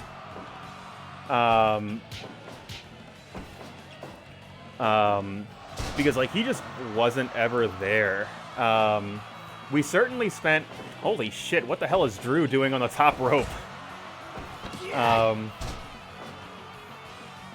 But certainly like we became very close friends through game nights, the LAN center in our community.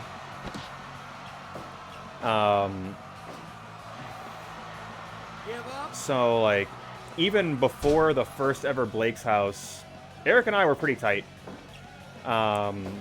Longtime viewers of this channel certainly remember the year or so of him and I playing NHL 20.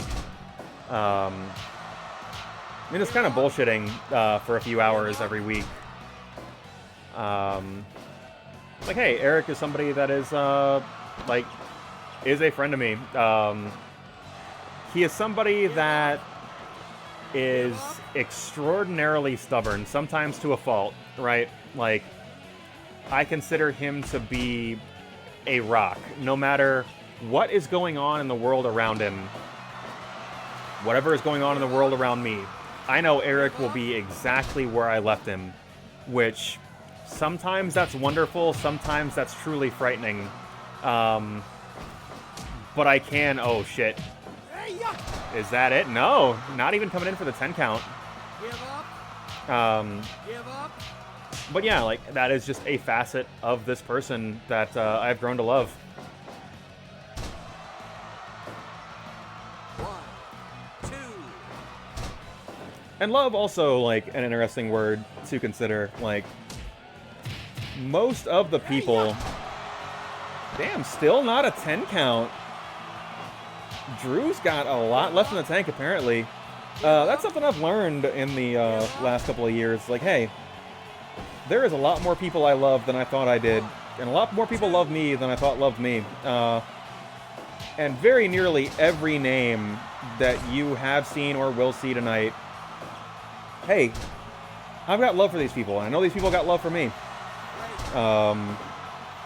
Like, Blake's house is, like, really and truly, like, a community that I have, like, grown to care a lot about.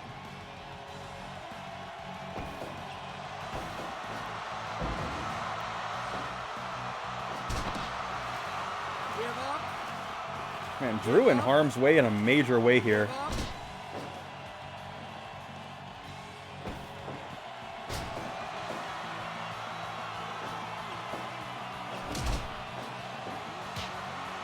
But he is just struggling to slow Alpizar down, but gonna get saved by the bell in the next 10 seconds.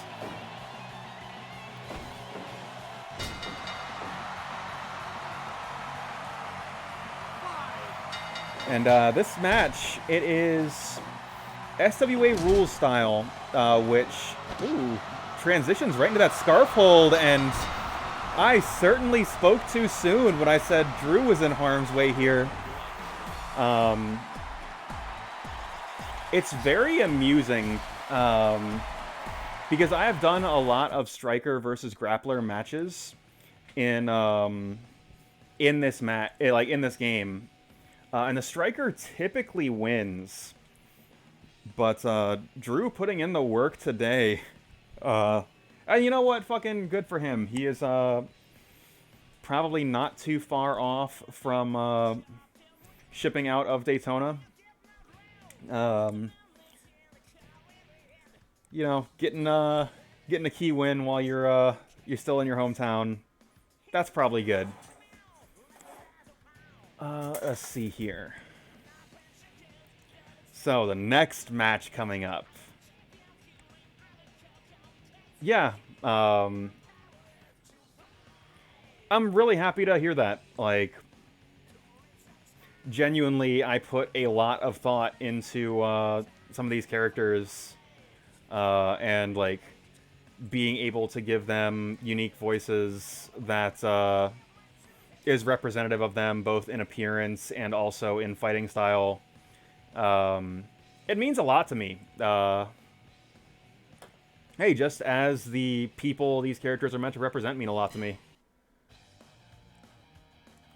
But the next match coming up. So this is a rivalry that has existed for as long as Sterling has known Blake's house has existed. Like, Blake's house, because of its origins as a fighting game group, very much like, hey, we have developed kind of intergroup rivalries, right? Like I said, like, hey, I have thought about it for years. Hey, I've never beaten Alfonso for money. That rivalry certainly one-sided. Probably... Oh, wow. Okay, we got some competing chants here. Very exciting, very exciting.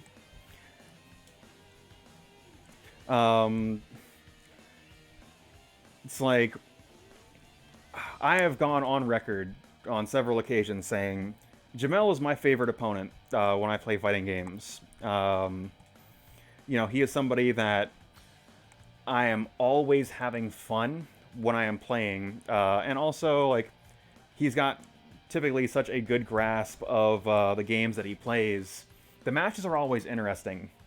I'm trying to think of, like, who I would describe as a rival. Maybe in the, like, early 2010s when I was playing Street Fighter 4. Eric Alpizar might have been that. As, like, we kind of were both developing as players. And we're in, like, similar spots in our growth at the same time. And that kind of allowed both of us to kind of see one another as rivals. I think, in the end, Eric surpassed me as a player. Which, hey, it does happen. But I say all that to say this. The fire of the Sterling and Blake rivalry burns just as intensely today, if not more so, than it did when they had first played each other. I would have to guess it started in KOF 13, is my best guess. But they have played Guilty Gear. They have played... I'm trying to think of what else. I don't think Sterling ever played BlazBlue. I could be wrong. Because I know it spans multiple games, but now I'm struggling to think of like what else it would have been. But Blake, if you're still hanging out with us, feel free to write out the laundry list.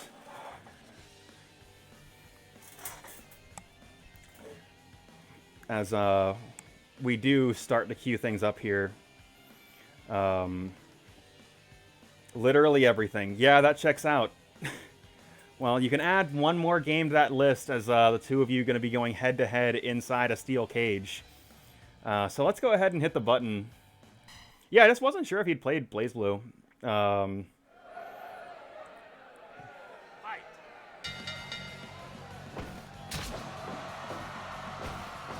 I think of the two of these characters, I think appearance-wise, Blake is a little bit more coherent.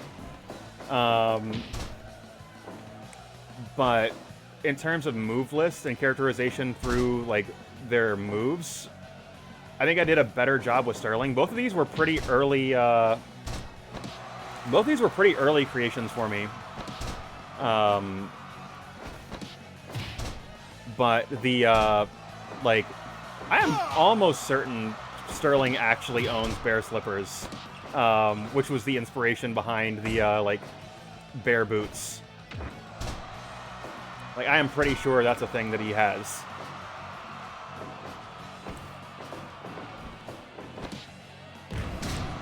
And so people that have known Sterling know him as just probably the most disrespectful, like openly disrespectful player in terms of playstyle, to be clear, in our play group. Like, he has never cared what you are going to do, and he never will, right? He is going to raw super in neutral just to do it, and he will hit it, right? Like, he is not afraid of your offense. He does not respect your defense. And I intended to communicate that with his move list as well. Like, a lot of power moves, a lot of just, like, asserting his physical dominance. But also, like, a lot of heel moves. Like, a lot of, like, truly disrespectful maneuvers. Like, one that...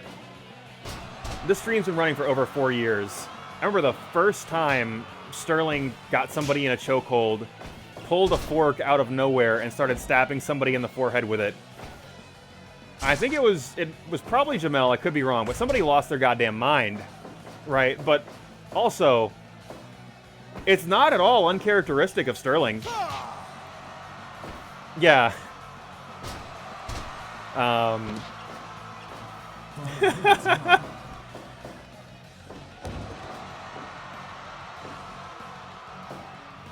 Like I said, I think Blake is a little bit less coherent in terms of move list. Like, it is a strike-heavy offense, but there's nothing I can really point to that is a focus that is, like, this is definitely Blake. Which is a failure of mine as a creator. I think maybe, oh my god! Breaking the fingers. And again, this is Sterling.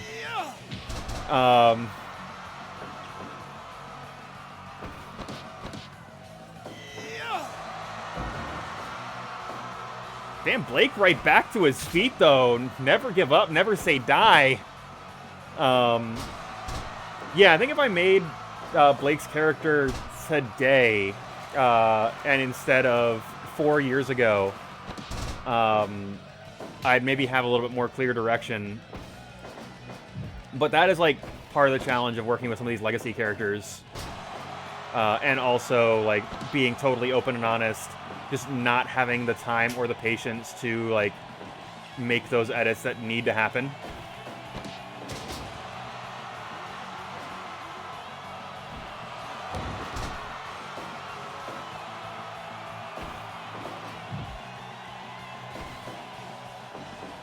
Ooh, we're going high risk here. And Blake again, sunset flip powerbomb off the top, but Sterling bringing that foreign object into this contest. Raking the eyes. Fortunately, they're heavily protected, but pole shift Flosion planting Blake, narrowly missing that steel chair, but Sterling, he's not done. Kick to the lower abdomen, possibly a little bit lower, but Shamrock going to let them fight as an Ushigoroshi drops Blake right onto his knee, and Sterling, he thinks this match is over. Blake right back to his feet, but he doesn't get to the cage wall in time.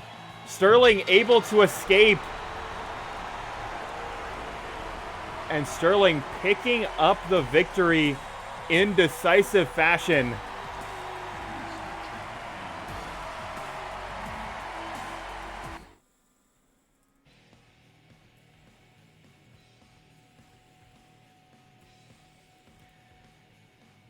Yeah, most recently, because I have, and hold on a second, I can do better than that.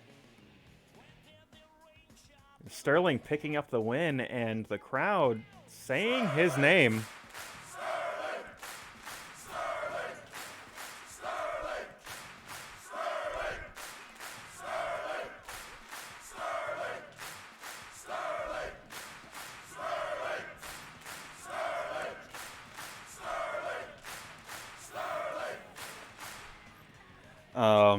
It is truly impressive to me, an airhead that doesn't understand how audio engineering works, that's just 3 people.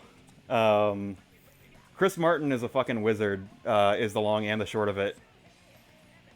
And yeah, was to Blake's point, yeah, he will simply Dizzy Sterling and instant kill him. Yeah, this rivalry has...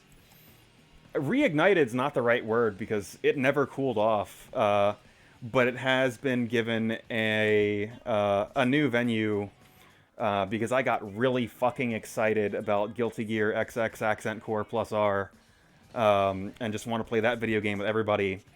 And then Sterling found out that Blake would be there, and he was like, "Yo, let's go." And they do just kind of keep doing their thing. Really, the 2 of them are just going to be beating the fucking tar out of each other in the old folks' home. Like the Olivia Zero feud, which I will be totally open and honest, like, I, as a writer, have mishandled because, like, I just keep fucking dropping the ball on, like, advancing that anywhere. Like, that's kind of the, like, in storyline, like, Fight Forever feud, but no, for real, it is Blake and Sterling. Always has been, always will be. And yeah, that was a cool night. Really, it was like a major lack of foresight that I didn't get chance made for everyone. I probably should have, but also, like, again, like, as a lack of foresight, I think I just had chance made for the people who were the top guys at the time.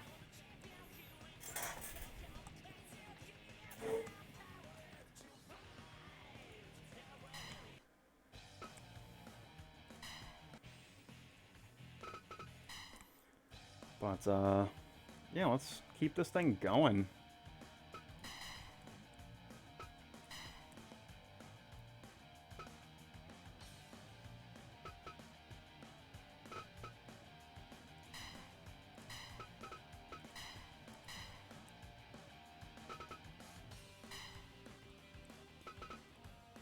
Also, yeah, again, Worzallas, if you are around, you are currently a champion. So, enjoy that.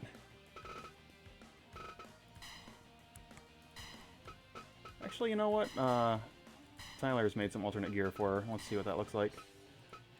He has not made alternate gear for her.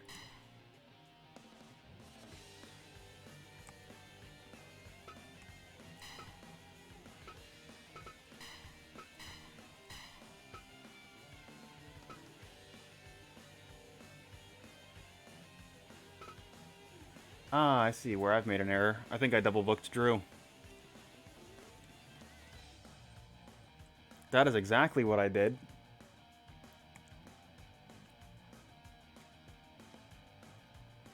Huh. Alright, well, how am I going to get myself out of this one? Because Kowalski's here.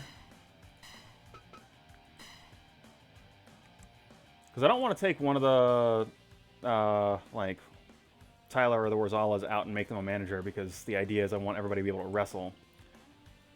Let us see here. So I want to say I got everybody on the show once. I suppose that's not technically true. Fuck it. As Princler is working for Team Daytona this week. I do still want to do the Princler Cinderella match as the post show, but yeah, let's fucking talk about who we got on the screen here. Again, Blake's House as a institution to play fighting games. It has it goes way back, right? And in the Street Fighter 4 days, Chris Worzallas, like, truly a force to be reckoned with. Like, I want to make sure I am explicitly clear. Like, Mr. Top 16, like, it's a bit, but also, hey, he got those Top 16 finishes, like, time and time again, in quite sizable brackets in the early life of Street Fighter 4. He has absolutely earned his title. And, like, we make it a bit now, right, that this character roster didn't always have 16 characters, but he was Mr. Top 16. And then the roster kept expanding, so his title got more impressive. But, like, hey, Worzallas pretty good at video games, as it turns out.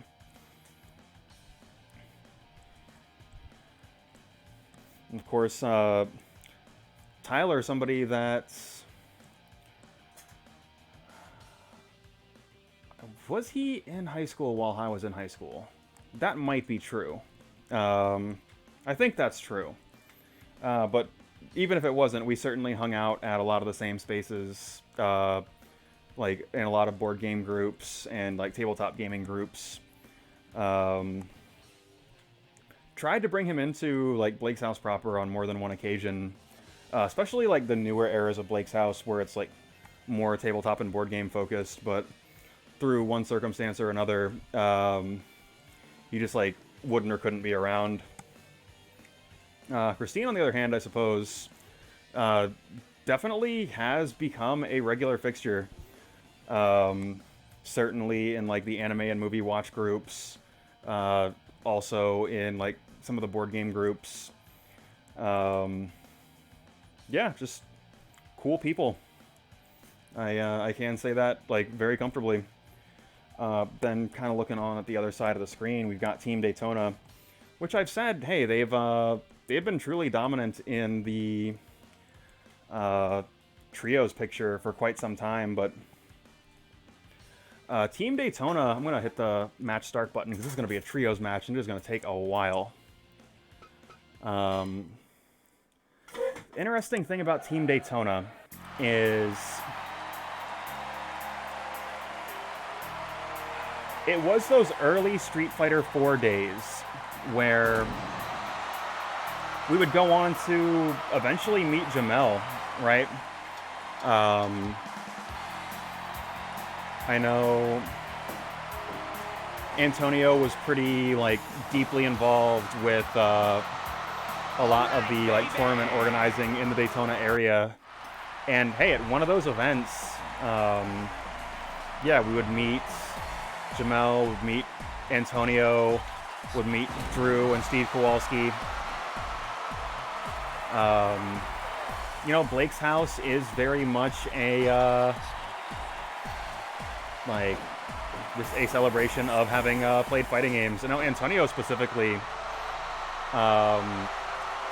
has said on a few occasions that basically everybody currently in his life that is like a contributing factor in his life is like no more than 2 degrees of separation away from Street Fighter 4. Because yeah, like that game at that time was a very formative experience for a lot of us. You know, the 6 people in the ring right now, like, became as close as they are in this configuration, largely due to Street Fighter 4.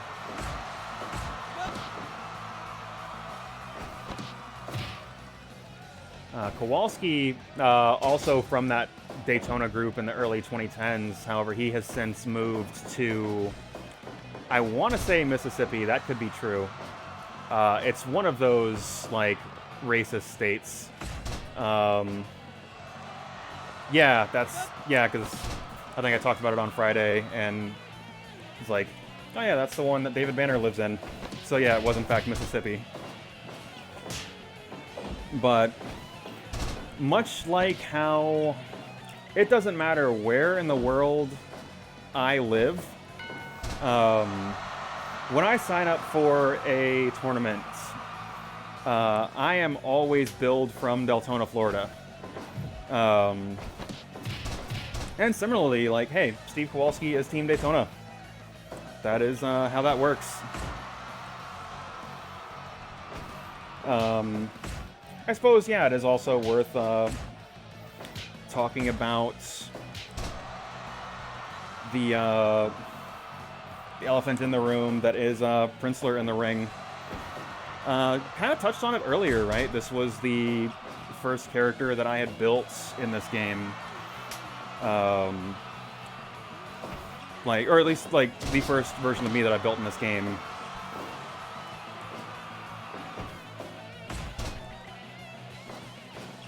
Because none of this is planned, I'm not sure how fucking personal I want to get about, like, my own transition. But I guess, fuck it, we're here, right?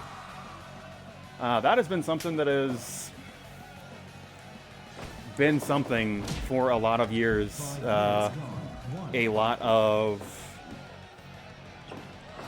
depression, a lot of, like, weird shit in my own mind that, hey, I wouldn't say entirely on the other side of, but I am in a much better place today than I was. God, delightful fucking spot. I'm in a hell of a lot better place mentally and emotionally today than I was in 2017 when I bought this video game. And hey, that's something else to celebrate.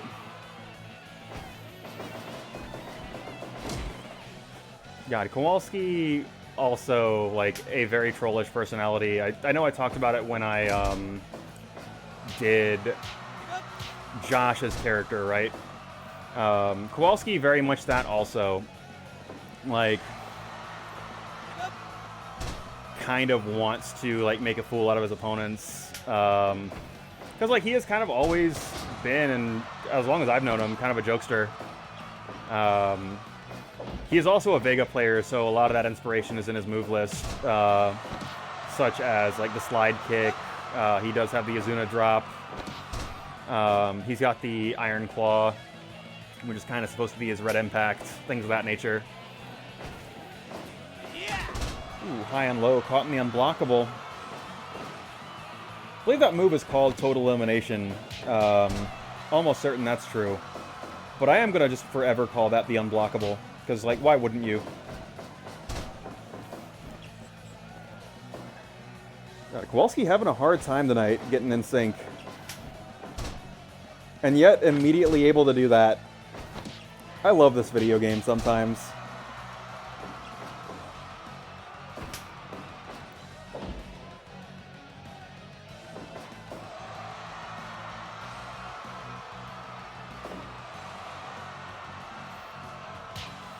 Actually, yeah, I think like I might have a little bit more to say on trans stuff when I do the Cindy versus Princler match.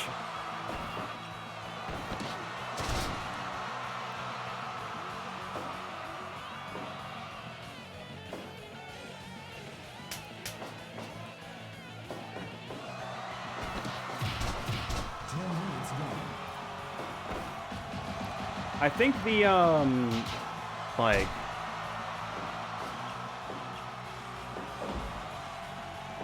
man, I think the Worzallas and Tyler stable, like that was always kind of meant to be something. And that one actually like circling way back to how rare it is that I give people creative over their characters. Tyler really wanted creative over this stable. And like partly as a function of that is this stable hasn't really gone anywhere because like there's not a lot of nice. Yeah, like hey, there's not a lot of creative for them at the moment. Oh my god. Antonio just leveled by that sledgehammer like right hand.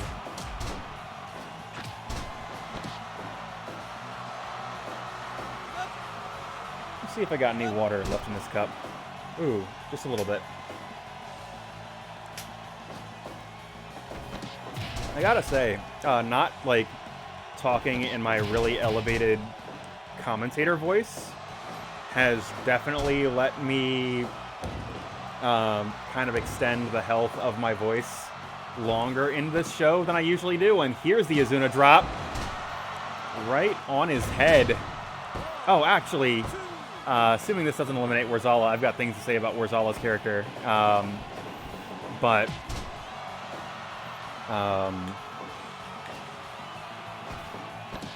So, Worzallas, I think out of everybody in this match, well, I think maybe Tyler is somebody I had a really coherent plan for. But Tyler is mainly a homage to Shawn Michaels and, like, wrestlers that Tyler likes. Like Diamond Dallas Page, some Bret Hart stuff, a little bit of Jericho stuff. But Worzallas, there was a brief window where we were going to play the role-playing game WWF Know Your Role, which is a pen and paper RPG set in the WWE universe. And I distinctly remember, like, that game has a better than you would think combat system. I do want to say that right now. Worzallas' character in that game, like, he looked at, like, the mechanics of building a finishing move, right? And he said, all right, what is stopping me from just chopping somebody in the head so I don't have to roll to, like, lift and drop someone and getting, like, the damage multiplier because it's a finishing move. And, like, that exchange really informed how I built his character in this game. Because, like, yeah, Worzallas has kind of always been a bit of a power gamer, right? Like, he wants to optimize, he wants to break a system. This was very much a thing in our Star Wars role-playing game group where, like, he, as an individual character, solved combat encounters. Right. To the point where the other 4 people in the party were not necessary. So, when I said I want to make characters in this game, I want their job to be to entertain you. Worzallas does not give a fuck if you are entertained. Worzallas wants to fucking hit the chop to the crown, hit the big elbow drop, 1, 2, 3, match is over. And, like, that's his whole game plan. Which is, like, a really interesting contrast to the rest of the roster. However, other things to consider, that fighting style has to play nice with people that want to be wrestler-ass wrestlers. So what that ends up meaning is his stats are adjusted to compensate for the fact that he's basically shooting on people. So he is a little bit understated in certain aspects because his AI more than compensates for it. And it makes him a really interesting character to watch in the metafiction of a wrestling show. Like, if I bought a ticket to a wrestling show and saw a match that the character Chris Worzallas put on, I would probably be disappointed. But when the show is putting on the show, it's really cool.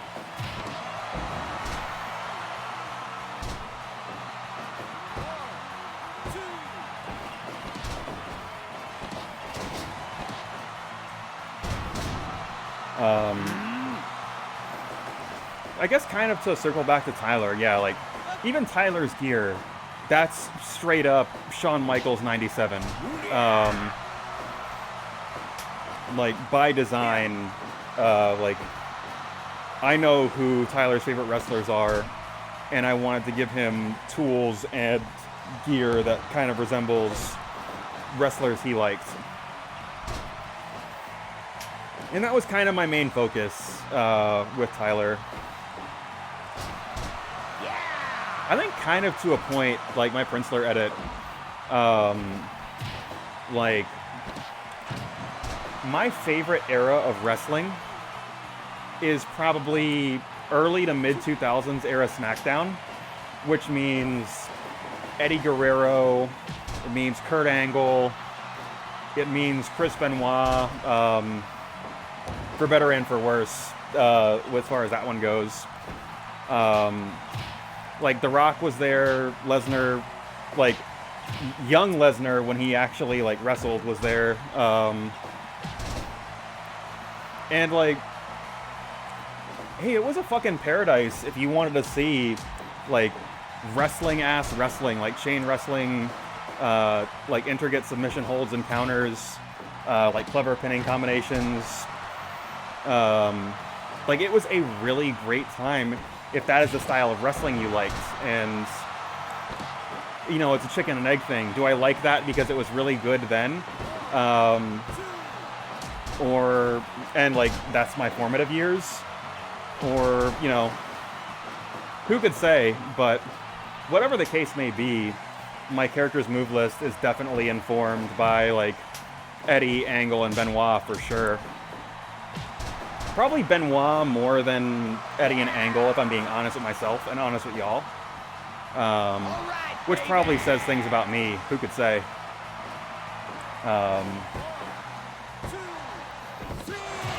And, like, also, certainly...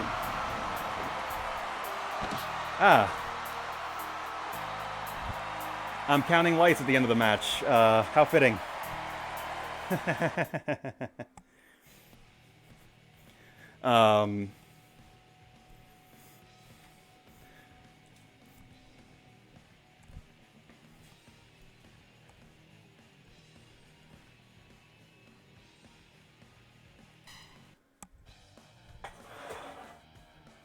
Let's see here.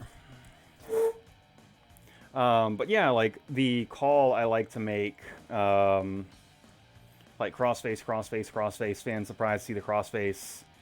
SmackDown 3's commentary is going to be fucking burned into my brain for as long as I live. I think that was the first game I owned when I had a PlayStation 2. It was WWF SmackDown, Just Bring It, and Twisted Metal Black were the first games I had. So I played SmackDown 3 a lot. And that game, like, it was good. And the commentary was definitely a so bad it's good thing. It was a lot of fun and also just awful. Good times. But I digress. We've still got a few more matches to go. Let us see here.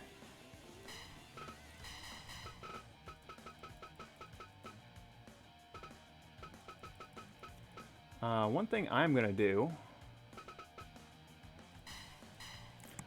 I'm going to grab a sip of water while I hit the button on this match and let it start. And, you know, I can talk a little bit about Kula Daimond's history with Blake's House Wrestling. It's not too dissimilar to Shane McMahon's, but let me hit the start match button. I'm going to run to the restroom and grab something to drink. I'll be right back.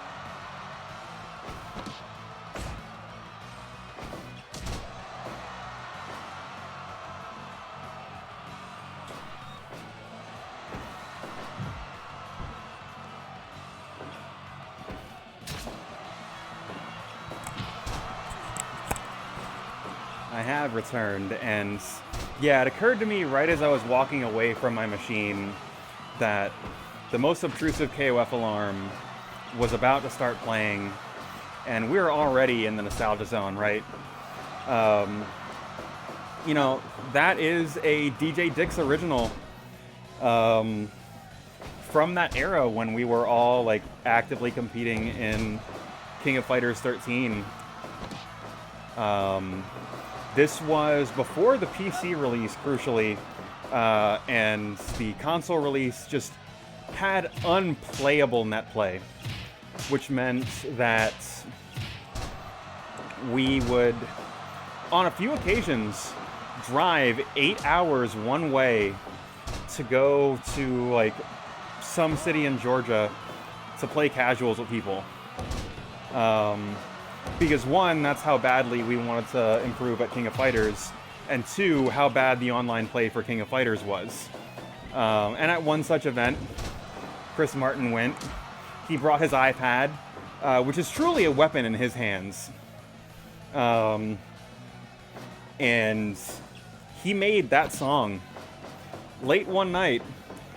And the way the story goes, the next morning, he played it and woke up another Florida player, Rob Gordon, who I'm convinced is a dog on the internet.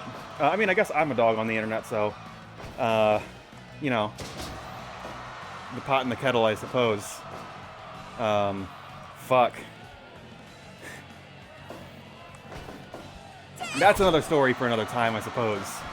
But yeah, like, I think that song is burned into Rob Gordon's memory forever.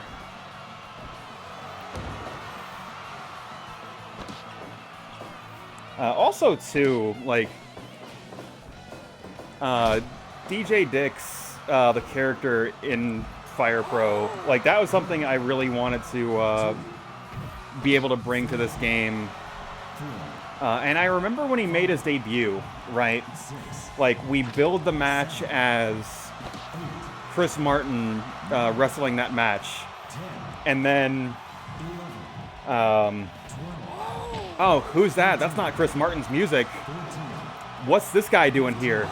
Right, it's a call as like old as wrestling, but it's fun to be able to get to do it, right? I think that's part of the fun of putting on this show, is like, I get to do the things that I saw as a kid, and I get to, like, make those same memories for other people. So yeah, when DJ Dix, like, unannounced, walks through the curtain, it's fucking pandemonium, right? Like, what is this guy doing here? Where's Chris Martin? And then we draw that out into a storyline where, like, Mag.Lo fights DJ Dix with Chris Martin as the referee, kind of all in his own mind, is how that storyline kind of wraps up. But we kind of have fun with it along the way, right? I've told you the beginning and the end, but hey, this show's run for 100 episodes. We go places between here and there, certainly. But yeah, it is nice, and like, obviously I used Chris Martin's character as a base, but I made some modifications to the move list, made him more over the top, like more high impact, and the gear, that's like heavily influenced by Chris Martin's decision.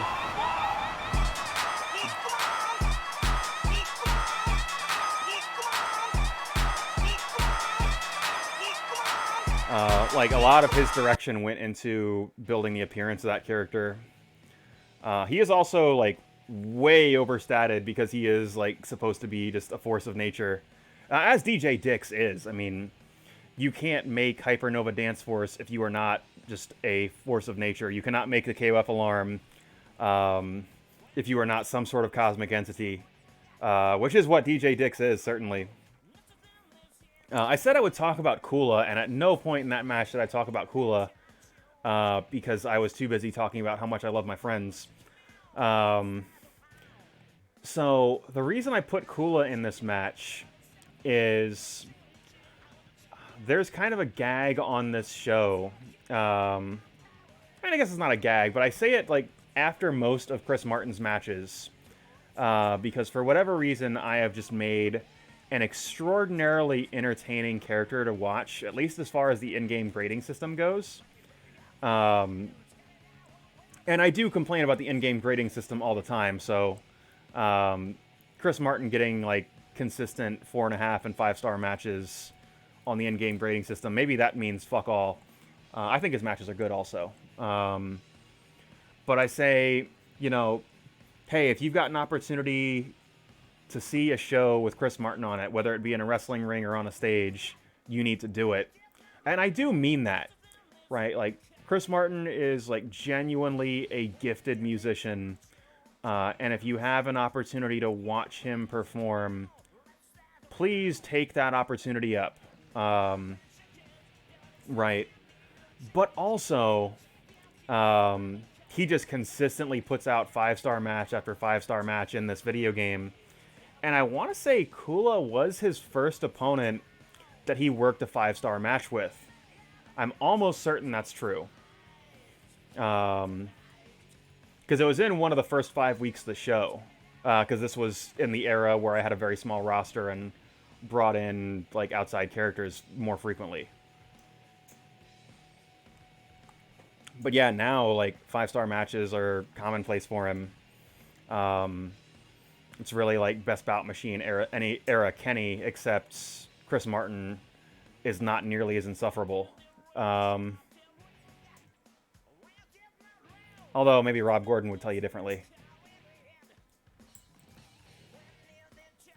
I guess, like, yeah, while we're... For people that don't know, like, the Rob Gordon is a dog meme, like, there was just a time where, like, he stopped posting pictures of himself on the internet, and he was only posting pictures of his dog. And, like, I guess, like, I tried to make it a joke that he was just a dog the whole time, like, even when we were playing King of Fighters. And for some reason, like, that, like, I don't know how much of the annoyance was performative or how much of it was real. But, like, yeah, every once in a while I would just feel like, yeah, Rob Gordon's a dog. This is funny to exactly me and me only. Let us see here. But I figure we may as well put that out there. As we get into another matchup here. It just occurred to me, if we're doing a death match, we're not going to get to hear the theme of Zero Lopez. And if that's the case, I might just play that for y'all later. Because that is also a Chris Martin joint. So we talked about how Sterling and Blake are just a duo that are going to fight for all time. So this rivalry here predates, I guess the timeline of Blake's House Wrestling is weird, right? This is episode 100 because this is the 100th episode I have deliberately and consciously made the choice to archive. I think I did 3 streams before I started doing that. And one of those streams, Zero and Olivia Holloway were teaming together in a tag team tournament. They lost the tournament, and kind of the way the story goes, the two of them like kind of had a dispute over who was at fault for not winning the tournament. And they have kind of on and off been clashing ever since. Again, I say this is a failure of me as a writer because that was over 2 years ago, and I have not gotten really a like satisfying conclusion to that arc because it keeps getting pushed to the side. But because of that, it is something we can often call back to. Like whenever I need just like blood feud level heat, I can put these two in a match together. And that's precisely what we're going to do. Alright, so I don't have any audience participation on this program. So I'm just going to invent some right now. This match, or this ring, is rigged with C4 explosives. How long's the detonation timer? 5 minutes, 10 minutes, or 15 minutes?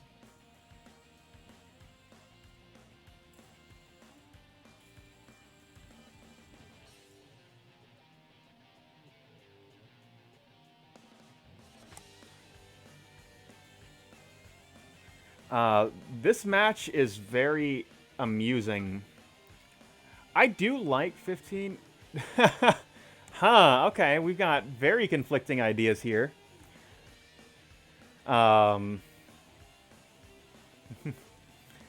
See, like, I usually go with 15, but because the way my characters are statted, the match is usually over at about 14 minutes 30. Yeah, Olivia, that inside the squared circle, that ain't how this works, right? It's like I think fucking who was it that was fighting a literal kid character, and Jamel was like, I'm cool with that. Yeah, hey, if you get in the ring, you're a fucking grown-ass man. I'm cool with 10. So, like, and why 10, I think, is the best way to go here. So very often I make it 15 and it's saved by the bell. So 10 is going to create an opportunity where the explosion will almost definitely happen unless this match is a fucking blowout. And I can kind of get into, like, how that might happen after the match. Although, hey, we fucking talked about the storyline here, and I have not talked about these very rad people that are going to be going into this match. Olivia Holloway, certainly a, like, very close personal friend of mine. And also a contributor to a lot of the graphics that we see on this program. Like the ring mats and aprons, that is all her. And yeah, just been a very good friend of mine, especially over the last couple of years. Like, both Zero and Holloway are kind of from that same class of people coming into Blake's house. Like, you know, there's the Blake's House originals. There is, like, when Blake's House went to Daytona and brought some Daytona guys in. Zero, Holloway, Sterling, Orlando. Who was the Maverick Hunters? That was y'all plus Ari, right? Yeah, like, y'all were in the same group. Like, okay. So yeah, I would say, like, yeah, that's the Maverick Hunters group. Is kind of how I... Okay, I was not aware that Keegan was in that group.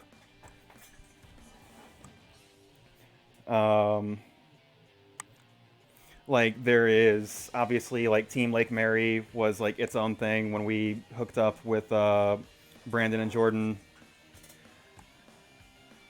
So, like, these two have been around for a very long time. I think Zero stuck around a lot longer, strictly in the fighting game space.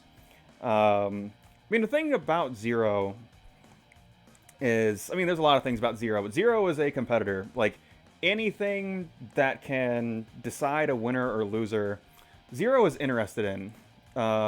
It's kind of like my relationship with him.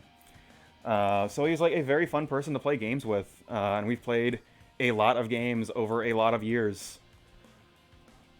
Which is also, like, not to say, like, or not to, like, take away from his credit as an artist and as a game developer. Like, we have rekindled interest in one of his old projects, Grappling Hook Fighter, which I'm sure we'll see more of. And Zero is at least some parts responsible for me being a dog on the internet. So, really full circle there. But whatever the case may be, I am wasting your time here. Let's dig into this match and can kind of talk about kind of some of the philosophy behind building these characters. So Zero is somebody...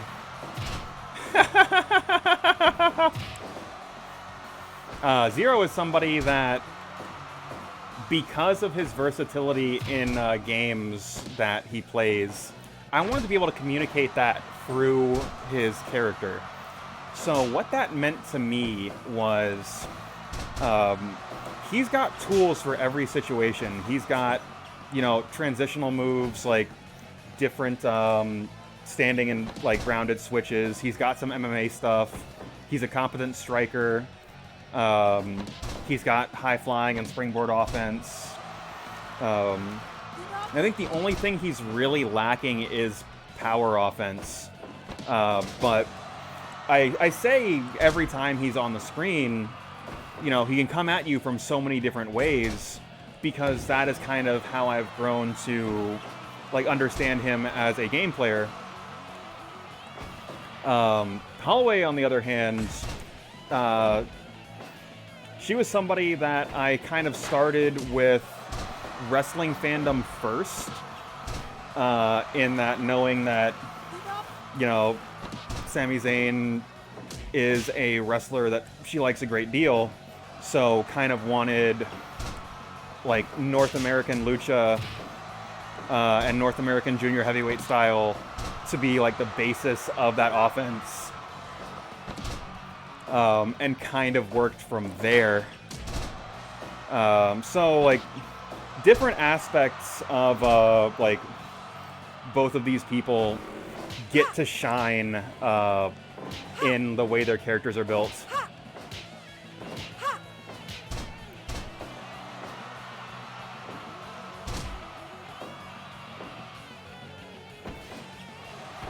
And again, there's the back switch and right into the stroke.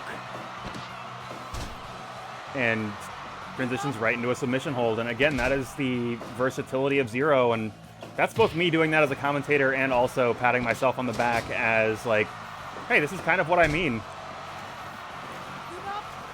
This match is going to be interesting for both of these people because they both have so much high-flying and springboard offense, and the means to do so just does not exist in this match. So that could be problematique, as they say.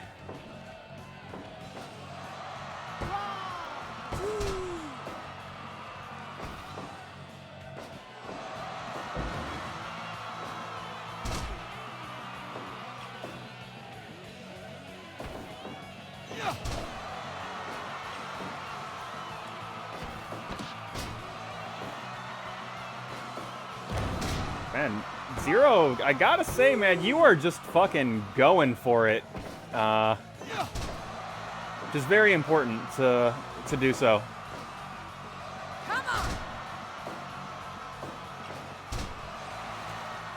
But that 10-minute clock getting so very close, and that could change everything.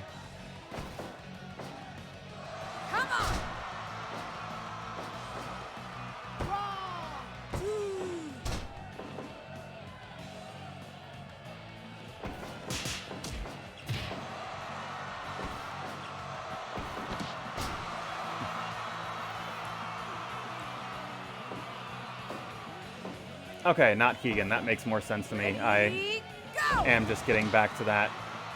Holloway has done the deal, and that's another wrestling meme, right? Like, it's very funny because, like, I'm only vaguely aware of where that meme comes from, but actually, yeah, this is a good time to talk about New Legacy Inc., who did a big charity stream this weekend, raising, I think, $83,000 for the Canadian Cancer Society.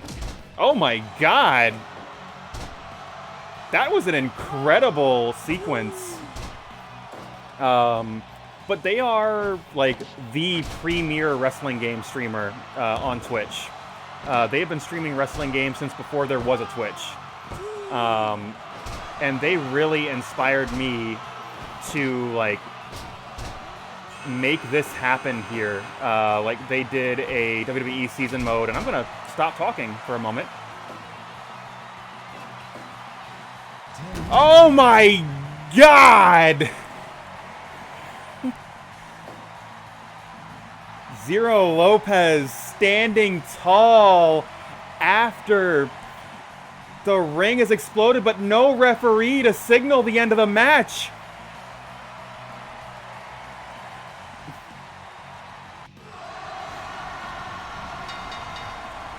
Zero Lopez calling his shot and picking up the victory as the theme of Zero Lopez plays in the background. And actually, Zero, what's I'll miss my friends that one survived. Yeah, you know. So did you commission that from Chris, or did Chris make that as a gift after you won Mystery? I am genuinely curious how that song came to be. Because, yeah, for anybody not aware, the two-time Mystery Champion is a shoot. Zero Lopez marching all the way to Chicago and winning the Mystery Tournament 2 years in a row. That is fucking cool.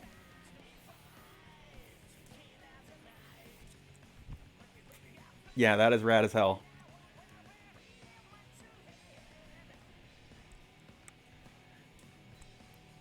And then Keith Kelly wins it the next year, but unfortunately we were 7 years too short of being able to claim Chicago. Because that is how that works. I don't know if you all know this, but if you do go into somebody else's home and win 10 tournaments in a row, you do just get to have it.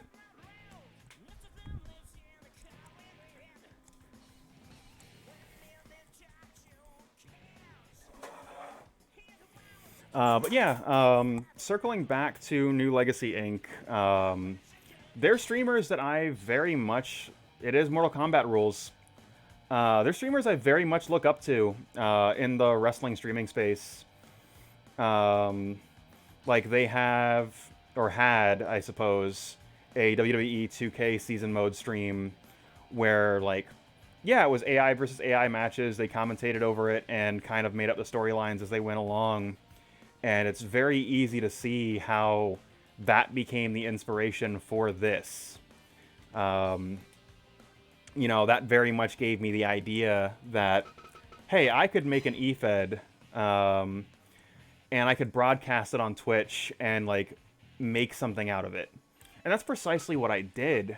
And again, some of this is me patting myself on the back, but I think I did a good job of it. Production values certainly could be better, but match quality is great. Like, the storytelling, I think, is good. You know, is it amazing?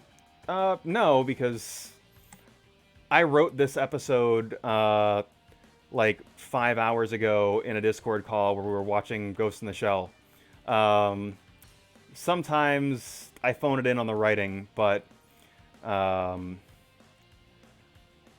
will pat myself on the back and say I am good at finding the storyline with whatever the video game gives me.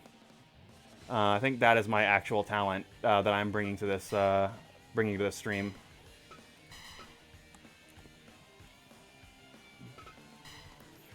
But coming up next,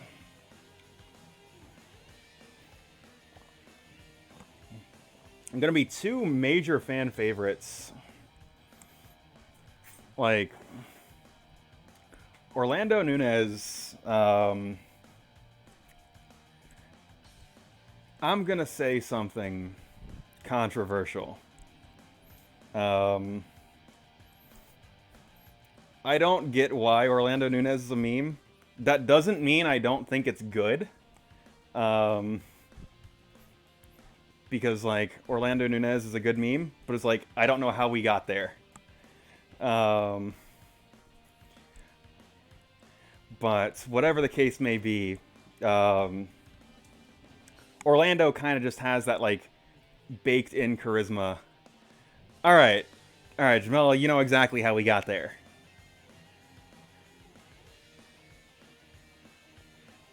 I mean, I'm pretty sure it was just Chris Martin saying Orlando's name, and then that stuck.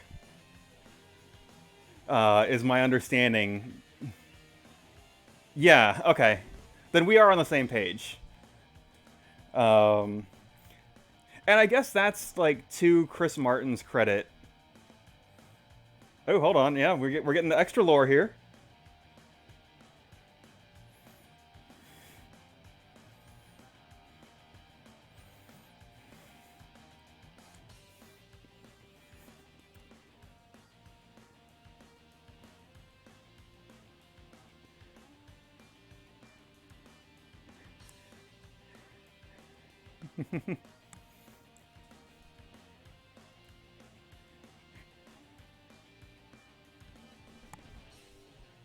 That's good.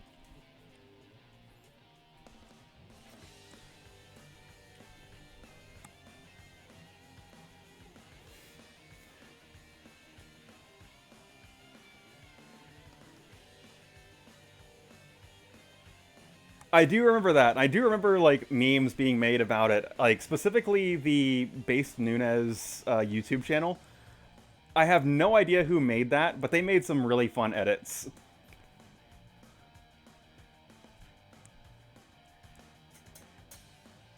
Yeah. Absolutely did.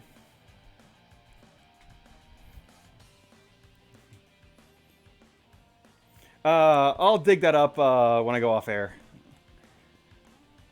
Whatever the case may be, as we mentioned earlier, like, Orlando was kind of in that same class of characters that Zero, Olivia, Sterling came in. Kind of that same group of friends. And has stuck with us ever since. Like, also somebody that, hey, I played a lot of games of King of Fighters with, and a handful of other games too. Like that brief moment where a few of us were flirting with Captain Tsubasa. I remember playing a few games with him in that. You know, done more than a handful of movie nights, things of that nature. Just like, Orlando's a chill guy to be around, I think is the long and short of it. Really and truthfully, like, that is kind of it. Like, he's just cool people. I think when Blake's house started to deviate away from fighting games, he kind of set the tone for, hey, I'm just going to come to Blake's house because I want to hang out with these people, but I'm going to fucking play RPGs or some shit. Which is, like, that is the sort of energy I really appreciate. Because, like, hey, yeah, like, there's times at Blake's house where y'all are playing shit I don't give a fuck about. Like, I actively disliked Grand Blue Versus. But I wanted to share that space with y'all. And, like, yeah, that's kind of the mold to do that. You just go there, do your own thing, and your friends are here. And, like, yeah, I very much appreciate that, that sort of energy.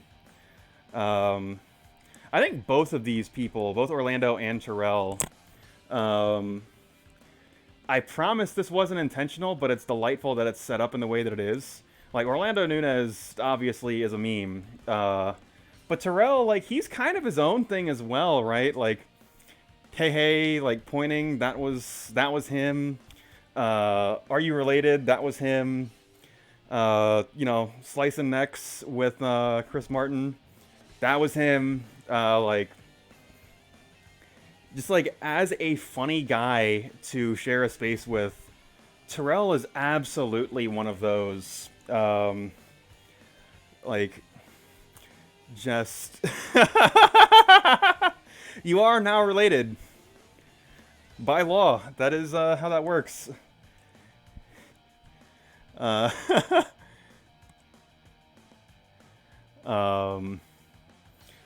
But yeah, like, Terrell is just somebody that is good at making you laugh. Damn. It is possible, certainly. Terrell also, like, real good at BlazBlue. I know that game didn't really have a long run in Blake's house. Or probably, like, the fighting game community at large. But, like, that is definitely the game I remember him putting in the most hours and being the most successful in. But I'm going to jump into the match here. But before I start talking about kind of the character creation process for both of these guys, y'all know what's about to happen. So I'm going to close my mouth and I'm going to hit this button.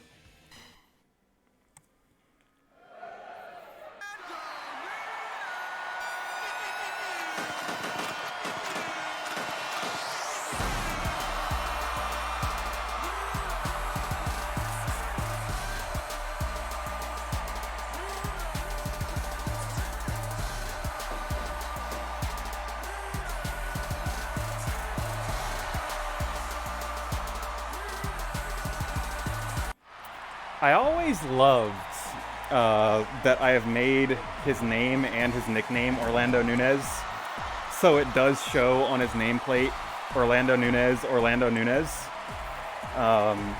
Truly, if it were possible to put nicknames in between the, like, shoot name, it would be Orlando, Orlando Nunez, Nunez. But alas, that is not an option. But for anybody that's been watching my stream for a very long time, y'all know exactly how I start an Orlando Nunez match, so one more time, Chris Martin didn't just make one Orlando Nunez song. Let me go ahead and hit this button right now.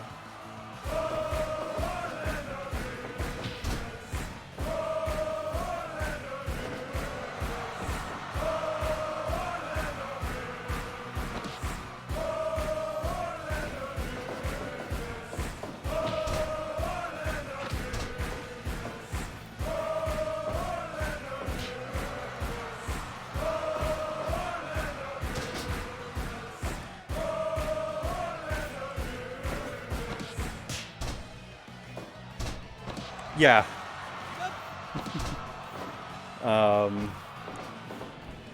So the day that myself and Olivia went to Chris Martin's house to make crowd chants, that one was crystal clear in my mind.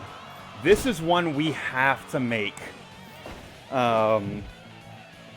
Because Orlando Nunez and the Seven Nation Army cadence, like, in my head it just made sense. I think as, like, somebody that's older and wiser, maybe wrestling has moved beyond the Seven Nation Army cadence, but that crowd chant that we produced, it is always going to be good.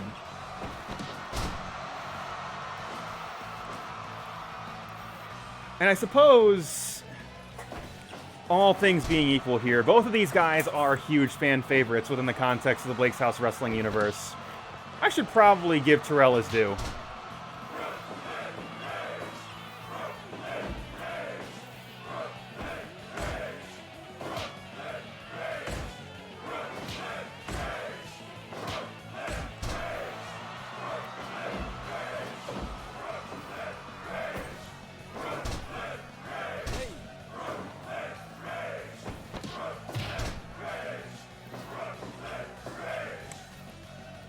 I suppose it's also worth bringing up. So, like, a thing you'll notice about the chants that I had made for this stream, none of them use the American sports cadence. That's because I'm a fucking nerd. And I also don't like American sports cadence. So, it's either, like, 3 single syllables, or 2 syllables with some combination of claps, but it's never 2x2, and it's never 2x2 followed by 3 singles. Cause like every year, we have WrestleMania, right? And all those international crowds come to the United States. We just get fucking cooked by European football chants. Like, they are so much better at being excited about sports than we are. It's truly remarkable. So, like, yeah, I kind of went with cadences that I have seen more frequently in, like, Japanese wrestling crowds. Again, because I'm a fucking nerd.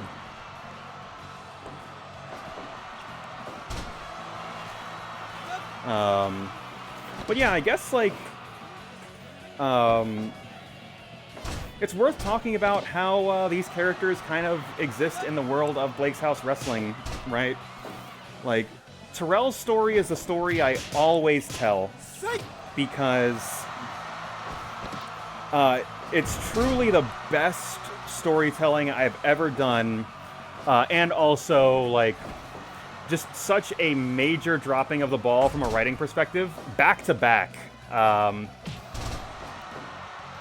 Terrell, for like over 10 weeks in a row, entered the Battle Royal because that Battle Royal gives you a shot at facing Chris Martin in like the main event or the semi-main event, right? And he kept entering that match week after week after week, and he never won. And then finally he did. Finally he won. And then not only did he win the Battle Royal, he beat Mag.Lo in the same night. And then the next week, he got a championship opportunity and then won that match as well. He went from just like grinding over and over and over to becoming a champion, and it was a truly monumental success story.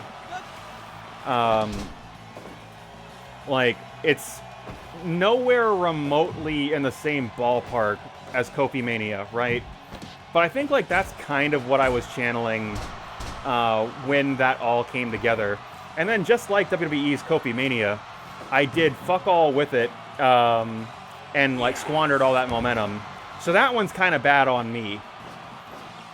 But at least, to my credit, the story I was drawing inspiration from also did that. Also, as for a moment, that, like, modified suplex that what was it? The modified suplex that Orlando Nunez does. That is Kazuchika Okada's Heavy Rain, and the way I always call that, sharp-eared viewers might recognize. I do say Heavy Rain kind of in the tone and timing of Rock Howard's Deadly Rave. That's just a treat for me. So you can hear it if you go, Heavy Rain! But, I guess, yeah, moveless, right? I did build these characters. I mean, Terrell, that's just fucking Terrell, right?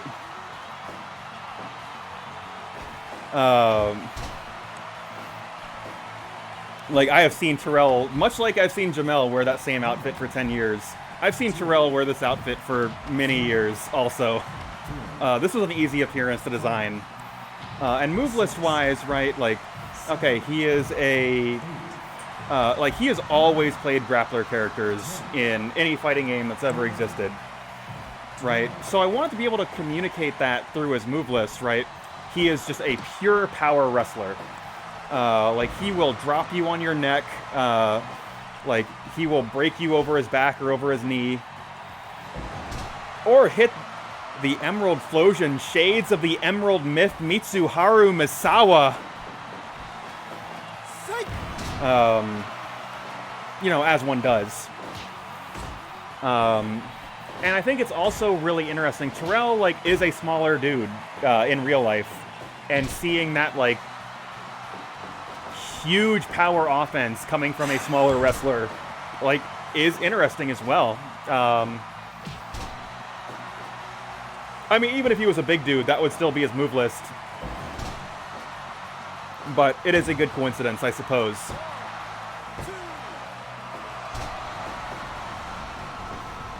That is true.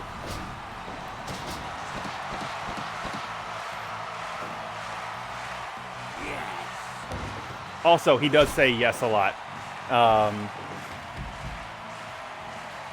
And, like, those, like, exasperated grunts that he does. Like, he does it definitely when he hits the figure 4. The call I make... Also, that point is a signature move of his. The call I make when he does the torture rack... there is a battle rapper by the name of Young Ill. And, like, that is... Damn, Terrell with the... I guess calling it an upset's not fair, because Terrell is also, like, a megastar on this program. But yeah, like, there is a set of lines... like, there's a famous, like, line that he says... that I will not repeat on air. But, like, when he calls back to it in a later battle, like, he's like, of course it's fact, the Enforcer's back with the torture rack. Smack, who is this? And it's like, yeah, that's just a great way to call the torture rack, right? And of course, I, like, add my own little flourish to it. It's like, of course, he's back with a torture rack, but his opponent refuses to tap. Like, you know, it writes itself. I guess Orlando. We never got to Orlando's build, right? I mean, Orlando, like, I've built his character around the RK Orlando, which is just the RKO. I think very famously... at least within Blake's house, for a video project that Zero did, Orlando was going to RKO me, but, like, I didn't want to take the front bump for the RKO, so I suggested we do a stunner instead. And then I went into business for myself on that stunner. I will be totally honest. But yeah, I know Orlando, like, does like the RKO.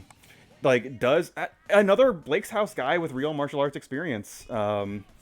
He has done jiu-jitsu, from what I recall. So, like, you know, I gave him some mixed martial arts offense. And I know, like, out of all of our guys, like, the only person that is, like, really actively following MMA. So, like, I wanted to make sure that informed some of his move list. Like, he's still a wrestler-ass wrestler, but he's got MMA offense also, kind of serving to set up his wrestling moves. I very much enjoyed that. Like, I mean, that was the best part of the video that made it to the final cut. Some of the bloopers were spectacular.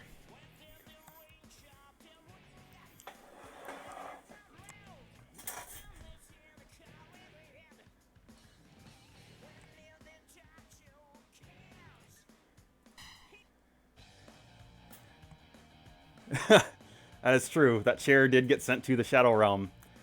But yeah, Orlando Nunez delivers a pretty okay stunner in real life. He did, in fact, make me flip out of it like Dwayne "The Rock" Johnson. Because the stunner was so very severe. At least that's the way I'm going to tell the story.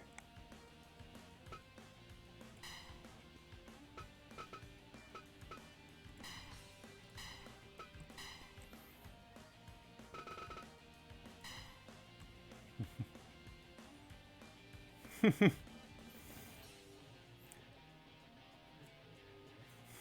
feel like you're embellishing just a little bit. Like, I can't get that full extension where I backflip and then push off with my arms like The Rock can. Because he can get that full elevation. But, I did okay for myself.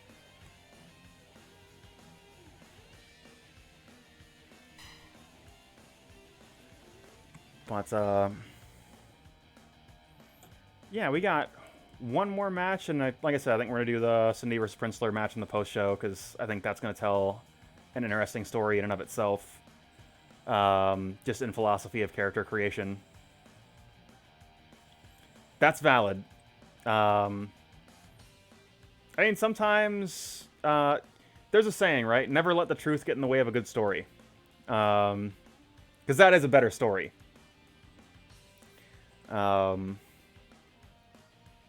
But yeah, we've got Mag.Lo going toe-to-toe with Shawn Satchwell. Mag.Lo was supposed to be the first ever Blake's House Wrestling champion. But, again, I don't control the outcome of matches. The Gatekeeper's own John Boggy III is the first ever Blake's House Wrestling champion. Which is, like, interesting narratively. But it does take away, like, one of those firsts from, like, one of our own guys. Not to the point where I think I would want it back. But I do think, like, if I got a choice, I would want the other option. But I didn't, and this is what I'm rolling with. But, hey, what can I say about Chris Martin that I have not already said over the course of this program, right? He is truly a remarkable performer, a wizard with the audio engineering. He's provided a ton of original music for this program, at least relatively speaking. All the crowd chants you hear are him. There's no shortage of great stories over the last 10 plus years. You know, Chris Martin, like, just all around a great person to have known. Within the context of Blake's House Wrestling, and I'm doing this now because I am going to let his theme music play out uninterrupted by me. He's been kind of pigeonholed as the person doing the Mag.Lo challenge, which means, like, he doesn't get to do a lot of angles by himself. The, like, Mag.Lo versus DJ Dick's angle was kind of, like, the first big angle he was involved in. I think him tagging with Colby was a fixture for a while, because the two of them had a YouTube series together for a little while. And, like, hey, fucking most of the combinations of people on this roster are friends with each other in real life. And Chris Martin and Colby certainly no exception. He's held the Blake's House Wrestling Championship a couple of times. Maybe he'll hold it a third time tonight. We'll have to find out. But mostly he has just been the defender of Blake's House from people from all around the world. He beat Tanahashi last week. The ace of New Japan Professional Wrestling, Hiroshi Tanahashi. The person picked for the Battle Royal because Abby asked for a man with huge tits, and I've said, you know what, Tanahashi is the answer. Because he is. He is also very, very good at wrestling. One of the best of the 2010s, certainly. But I digress. We are about to get into the main event. As Mag.Lo takes on Shawn Satchwell for the Blake's House Wrestling Heavyweight Championship.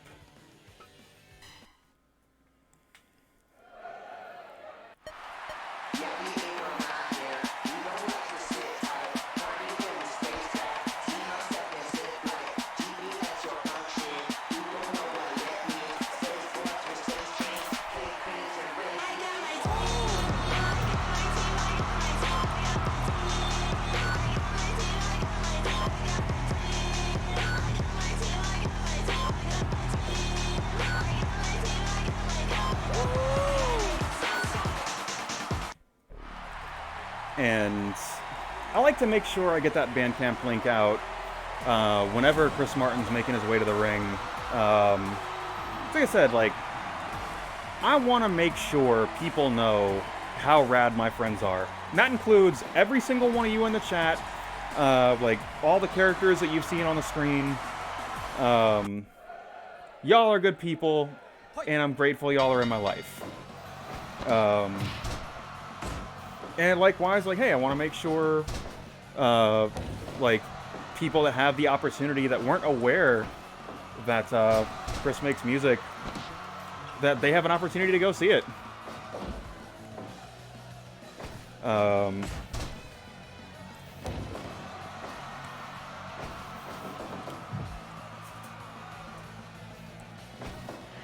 You're okay, Blake. A little bit of an edgelord, but mostly harmless.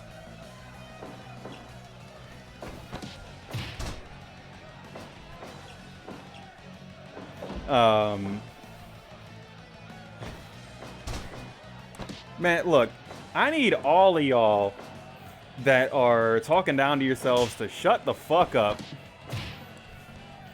Alright? Like I said, it is, like, genuinely important to me that my friends know, like, how great they are.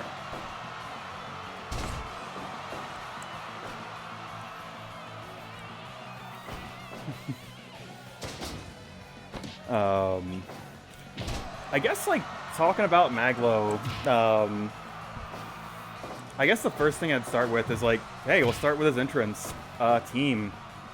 I don't know, that just feels like a good wrestling theme entrance, right? Like, hey, his team could mean a lot of things. It could mean the people he's tagging with. It could mean, like, his fans in the arena.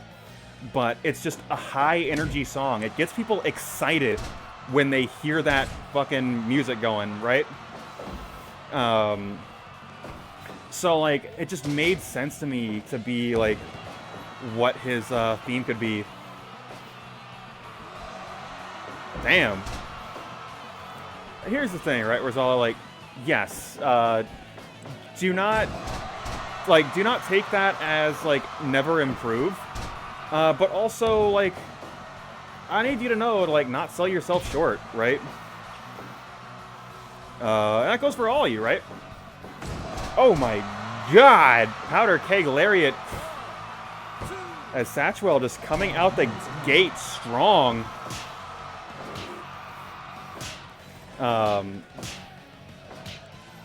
Ready, go! Oh man, he very rarely does that. And I'm glad he did it here. Because I was about to say, like, his move list very much inspired by, like, yo, he was the Raiden player. Certainly in our community. So giving him a move list that is inspired by that was important to me. It's why I always say, like, however many minutes it's been since he's done a dropkick, like, that is absolutely what that's about. I'm sure that one's not hard to figure out, though. And there it is. He's been holding on to that dropkick for 6 minutes.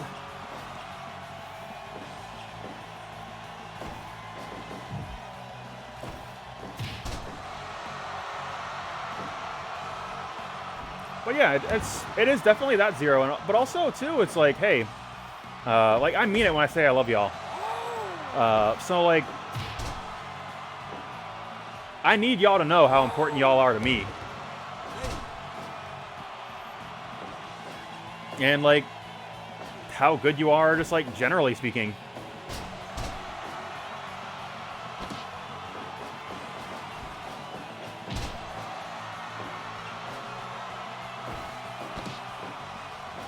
Oh yeah, this reminds me as Mag.Lo goes through some of his patented offense. We got a few of these.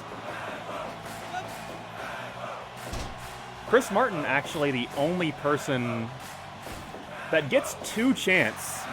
One of them is, like, I think the audio levels are a little bit wonky. Because his other chant, and I'll play it after this. Well, I'll play it when he starts, like, going on hard times. Is a call and response chant, and I think the call is too low. But we got any high Q watchers in the chat? Out of curiosity.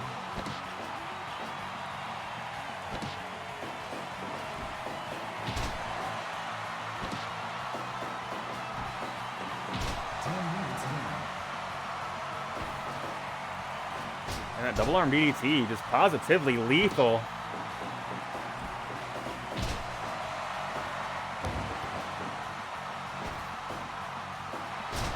Oh, this could be it right here. No, not yet. As he comes at him broadside, goes for the cover. 1, 2, 3, count, fall.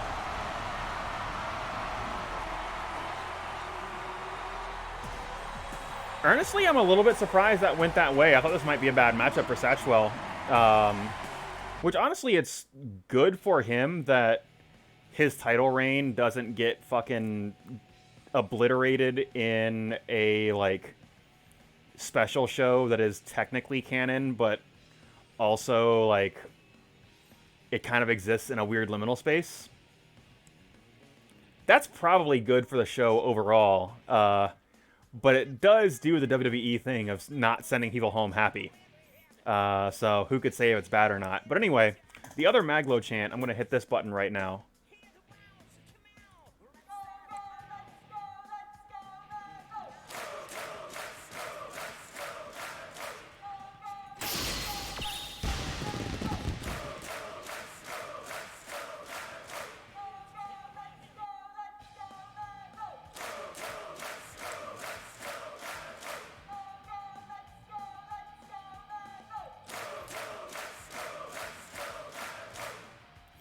So, like, this is a call and response chant. And like I said, I think the call might be a little bit low. But, yeah, like I said, if there's any high Q watchers in the chat, that show whips. It might... It's tough to say if it's the best sports shonen, because I haven't watched enough Ippo to, like, confidently say it's the best. But I would comfortably say it's the best sports shonen from the last 10 years. That I can confidently say. But the, again, this is, like, Japanese support sections just blowing us out of the water in terms of crowd chants. Because the Date Tech cadence is real rad. And that was 100% just ripped off from Date Tech's crowd chant. I have not seen enough Fast and the Furious movies to dispute this claim, but I feel like they do get away from auto racing by about the third movie. Although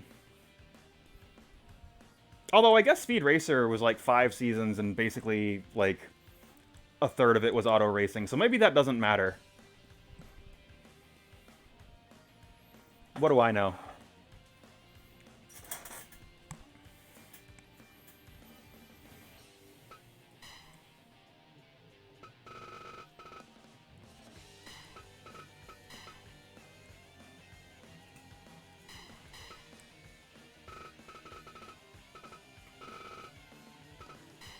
Also, as an aside, little nitpicky thing here. Because this game is made for Japanese audiences, the character limit... Okay, you know what? I'll give you all that. The character limit is expecting a Japanese alphabet. I cannot make my name in this video game, Cinderella Princler, which sucks, actually. I think with mods, you can extend that character limit just a little bit.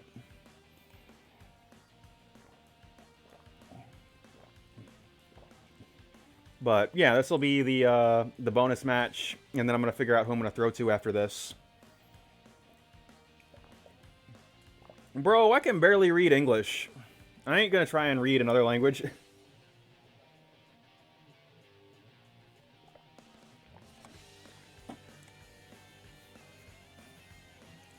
You make jokes, Blake. I'm not fucking, like, some number of weeks away from just buying a maid dress, right?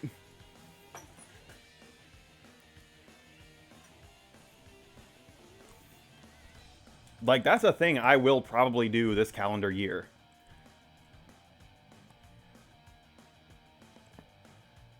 And let me tell you, I don't gotta be able to read Japanese to do that.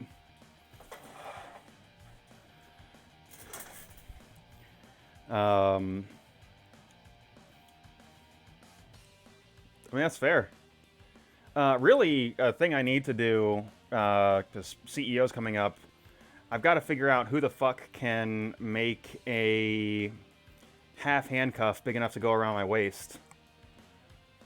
Because I sure as hell can't do that, and the shipping prices from the store I was looking at the rest of that outfit are obscene for a prop that big.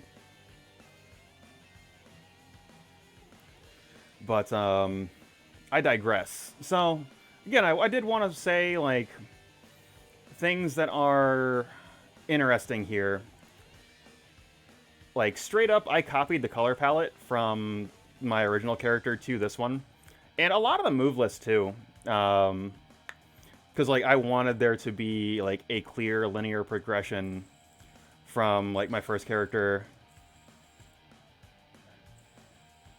Yeah, it's like part of it is mostly a like I just don't have the like skill or the like understanding to like manufacture things.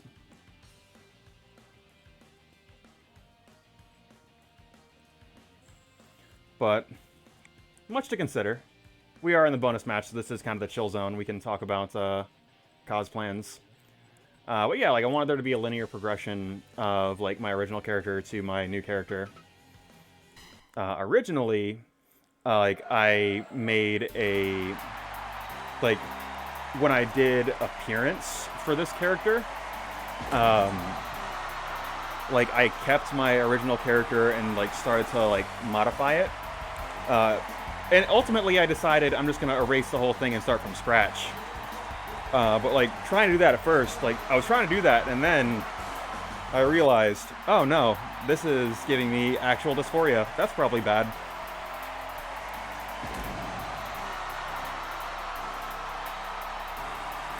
Let's see here. I will absolutely do that.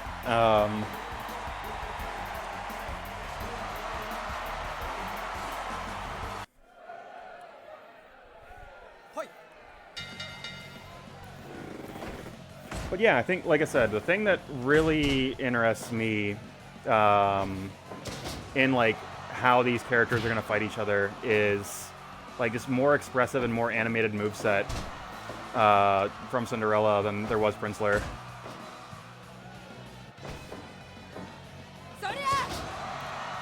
Oh, fucking word?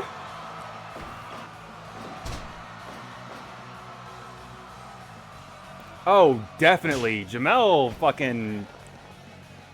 Yo, Jamel fucking doing work for sure.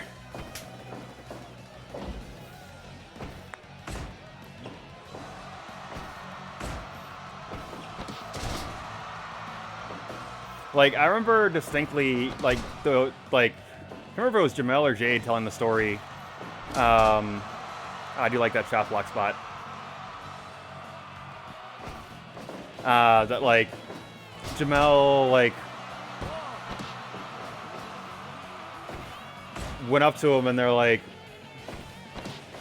you know, Jamel was acting all familiar because they did, in fact, know each other, but they had no idea that it was Jamel because the costume was so elaborate, and it's very funny.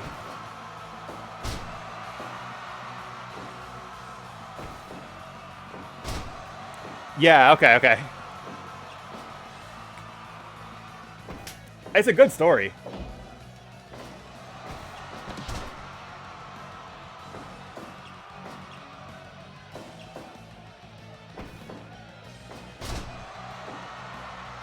Okay, yeah, that was the Pinkie Pie one. You are correct. I am misremembering that.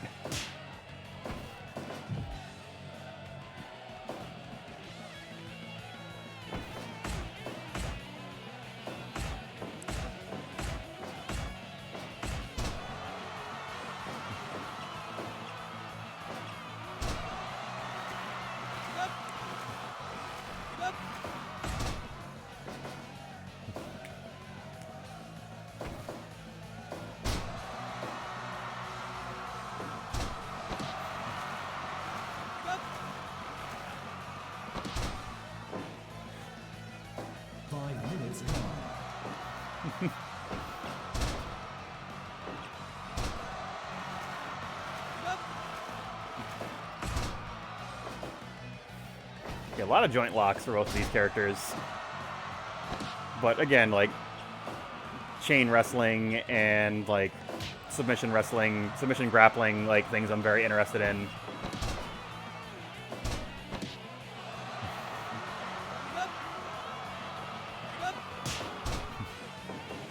And of course, both of them have the crossface.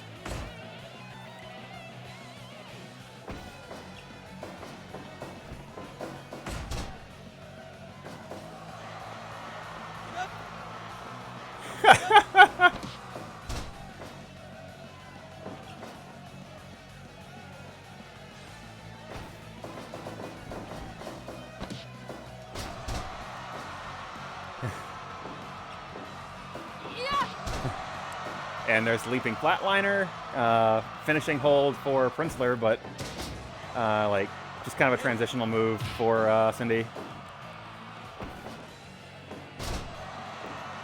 Very few lifts in both of their offenses, both because, like, yeah, it's just like not the style of wrestling I want to do. And yep, there's the pull down crossface.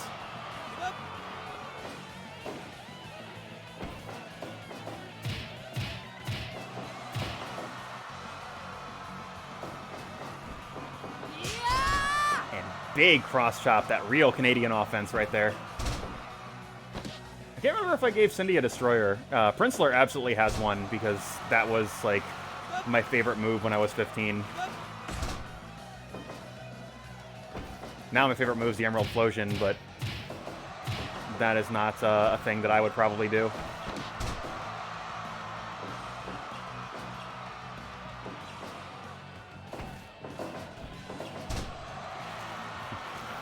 Yeah, no, that's good as hell is the thing, Jamel.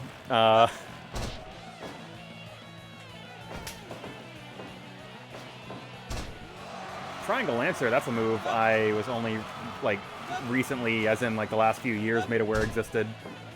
If I knew it existed when I made my original character, I probably would have put it on him.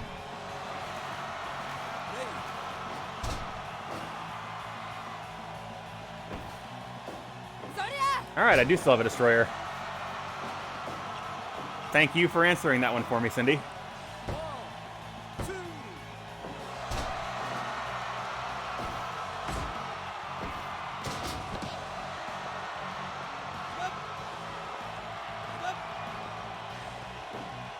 Boy, I remember my fucking transparent closet phase, where, like, maybe transparent closet's unfair to me, where I would refer to Princler as they, them, like, while I was working stuff out.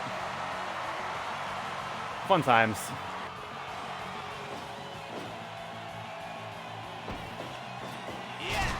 Northern Lights Suplex, another move I like a great deal. Like, this is a lot of, like, these are moves I like, and can I fit them into, like, a match structure? And sometimes the answer is yes.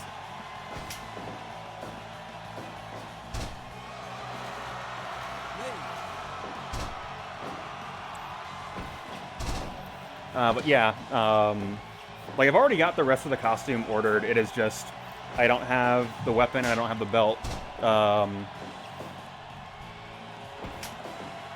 Damn, going to Triangle Lancer, like, a lot.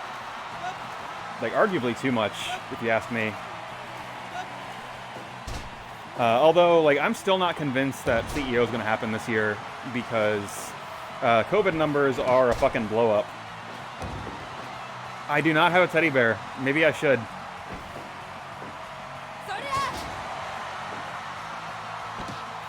Bro, how the fuck you gonna no-sell my finish?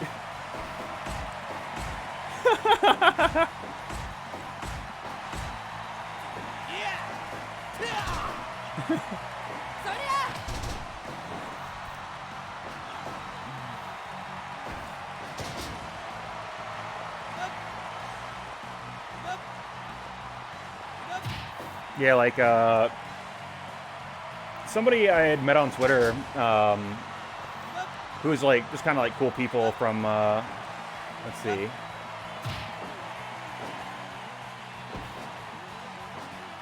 Ooh, hold on, maybe this is going to be the blockbuster spot. Cindy, please. Oh, fucking word?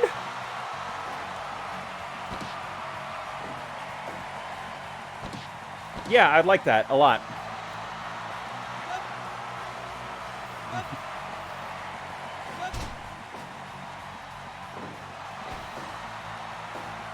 I think it's too far for the blockbuster. Yeah, that's what I thought. Unfortunate. I do like that spot.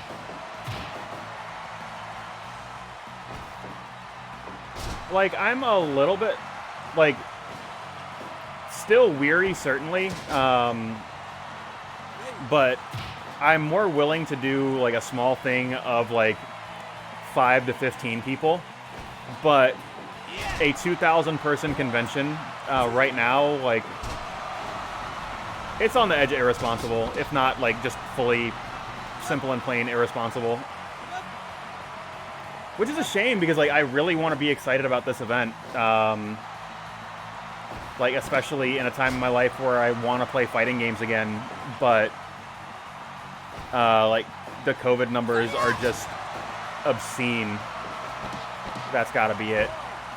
Storybook ending, and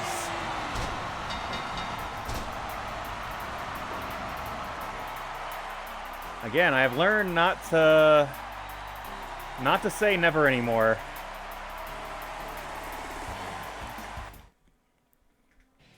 The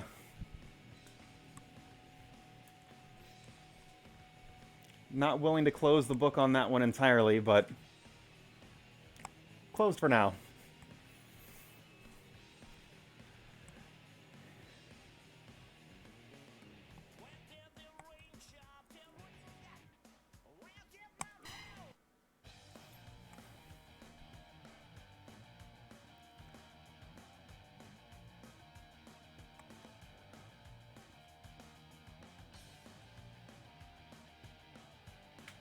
True. I mean, I'm pretty sure, like, international travel is still restricted, in some capacity at least. So, yeah, it's gonna be tough to like put anything on here for a while. Like, they just put out dates for Frosty Faustings in Illinois. And I'm like, if CEO's canceled, what if I went to Illinois to play video games? But that's in fucking January in Illinois, so... I think that's going to entirely hinge on how close my friend's house is to the venue.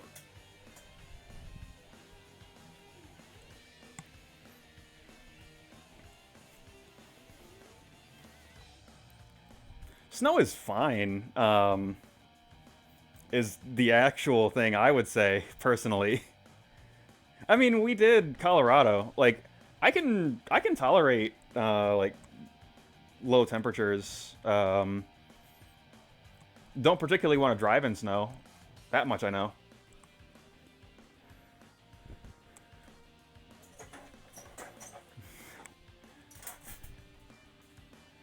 Alright, let's see here.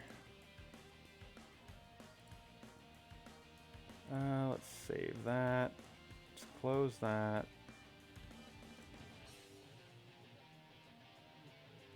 And let's figure out who I might want to throw to. Is anybody I know streaming? Let's see.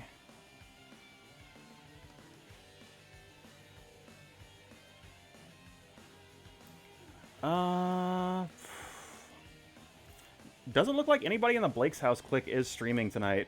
I might just throw to New Legacy, honestly, considering I did shout them out as like genuinely an inspiration to my own stream.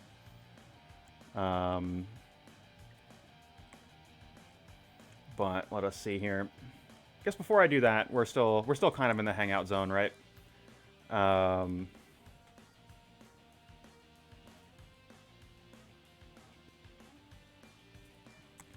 But hey, I really appreciate y'all coming in.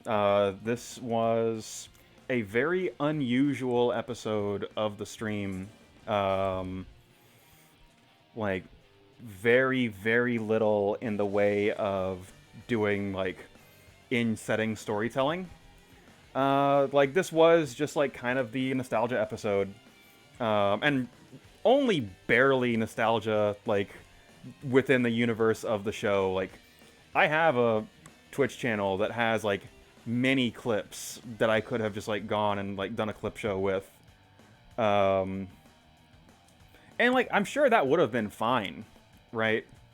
But because the characters in this stream are based on real people, and, like, real people that I know, and real people that I like a lot, like, I want to be able to highlight that. Like I said, I have done a Blake's House anniversary stream, I think twice now, because the stream's been running for 2 years. And that is kind of, like, totally in-universe. It is, like, a regular-ass wrestling show. So getting to do something like this, it's really cool. It's a total deviation from what I'm used to. Yeah.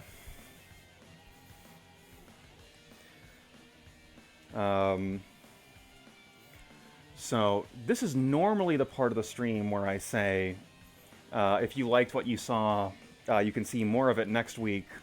However, you can't, because I'm probably not going to do another show like this for a while. Probably will do another show like this someday. But not for a while. And I think I'm going to take next week off. I've made 100 episodes of a web series. I'm going to chill next week, actually.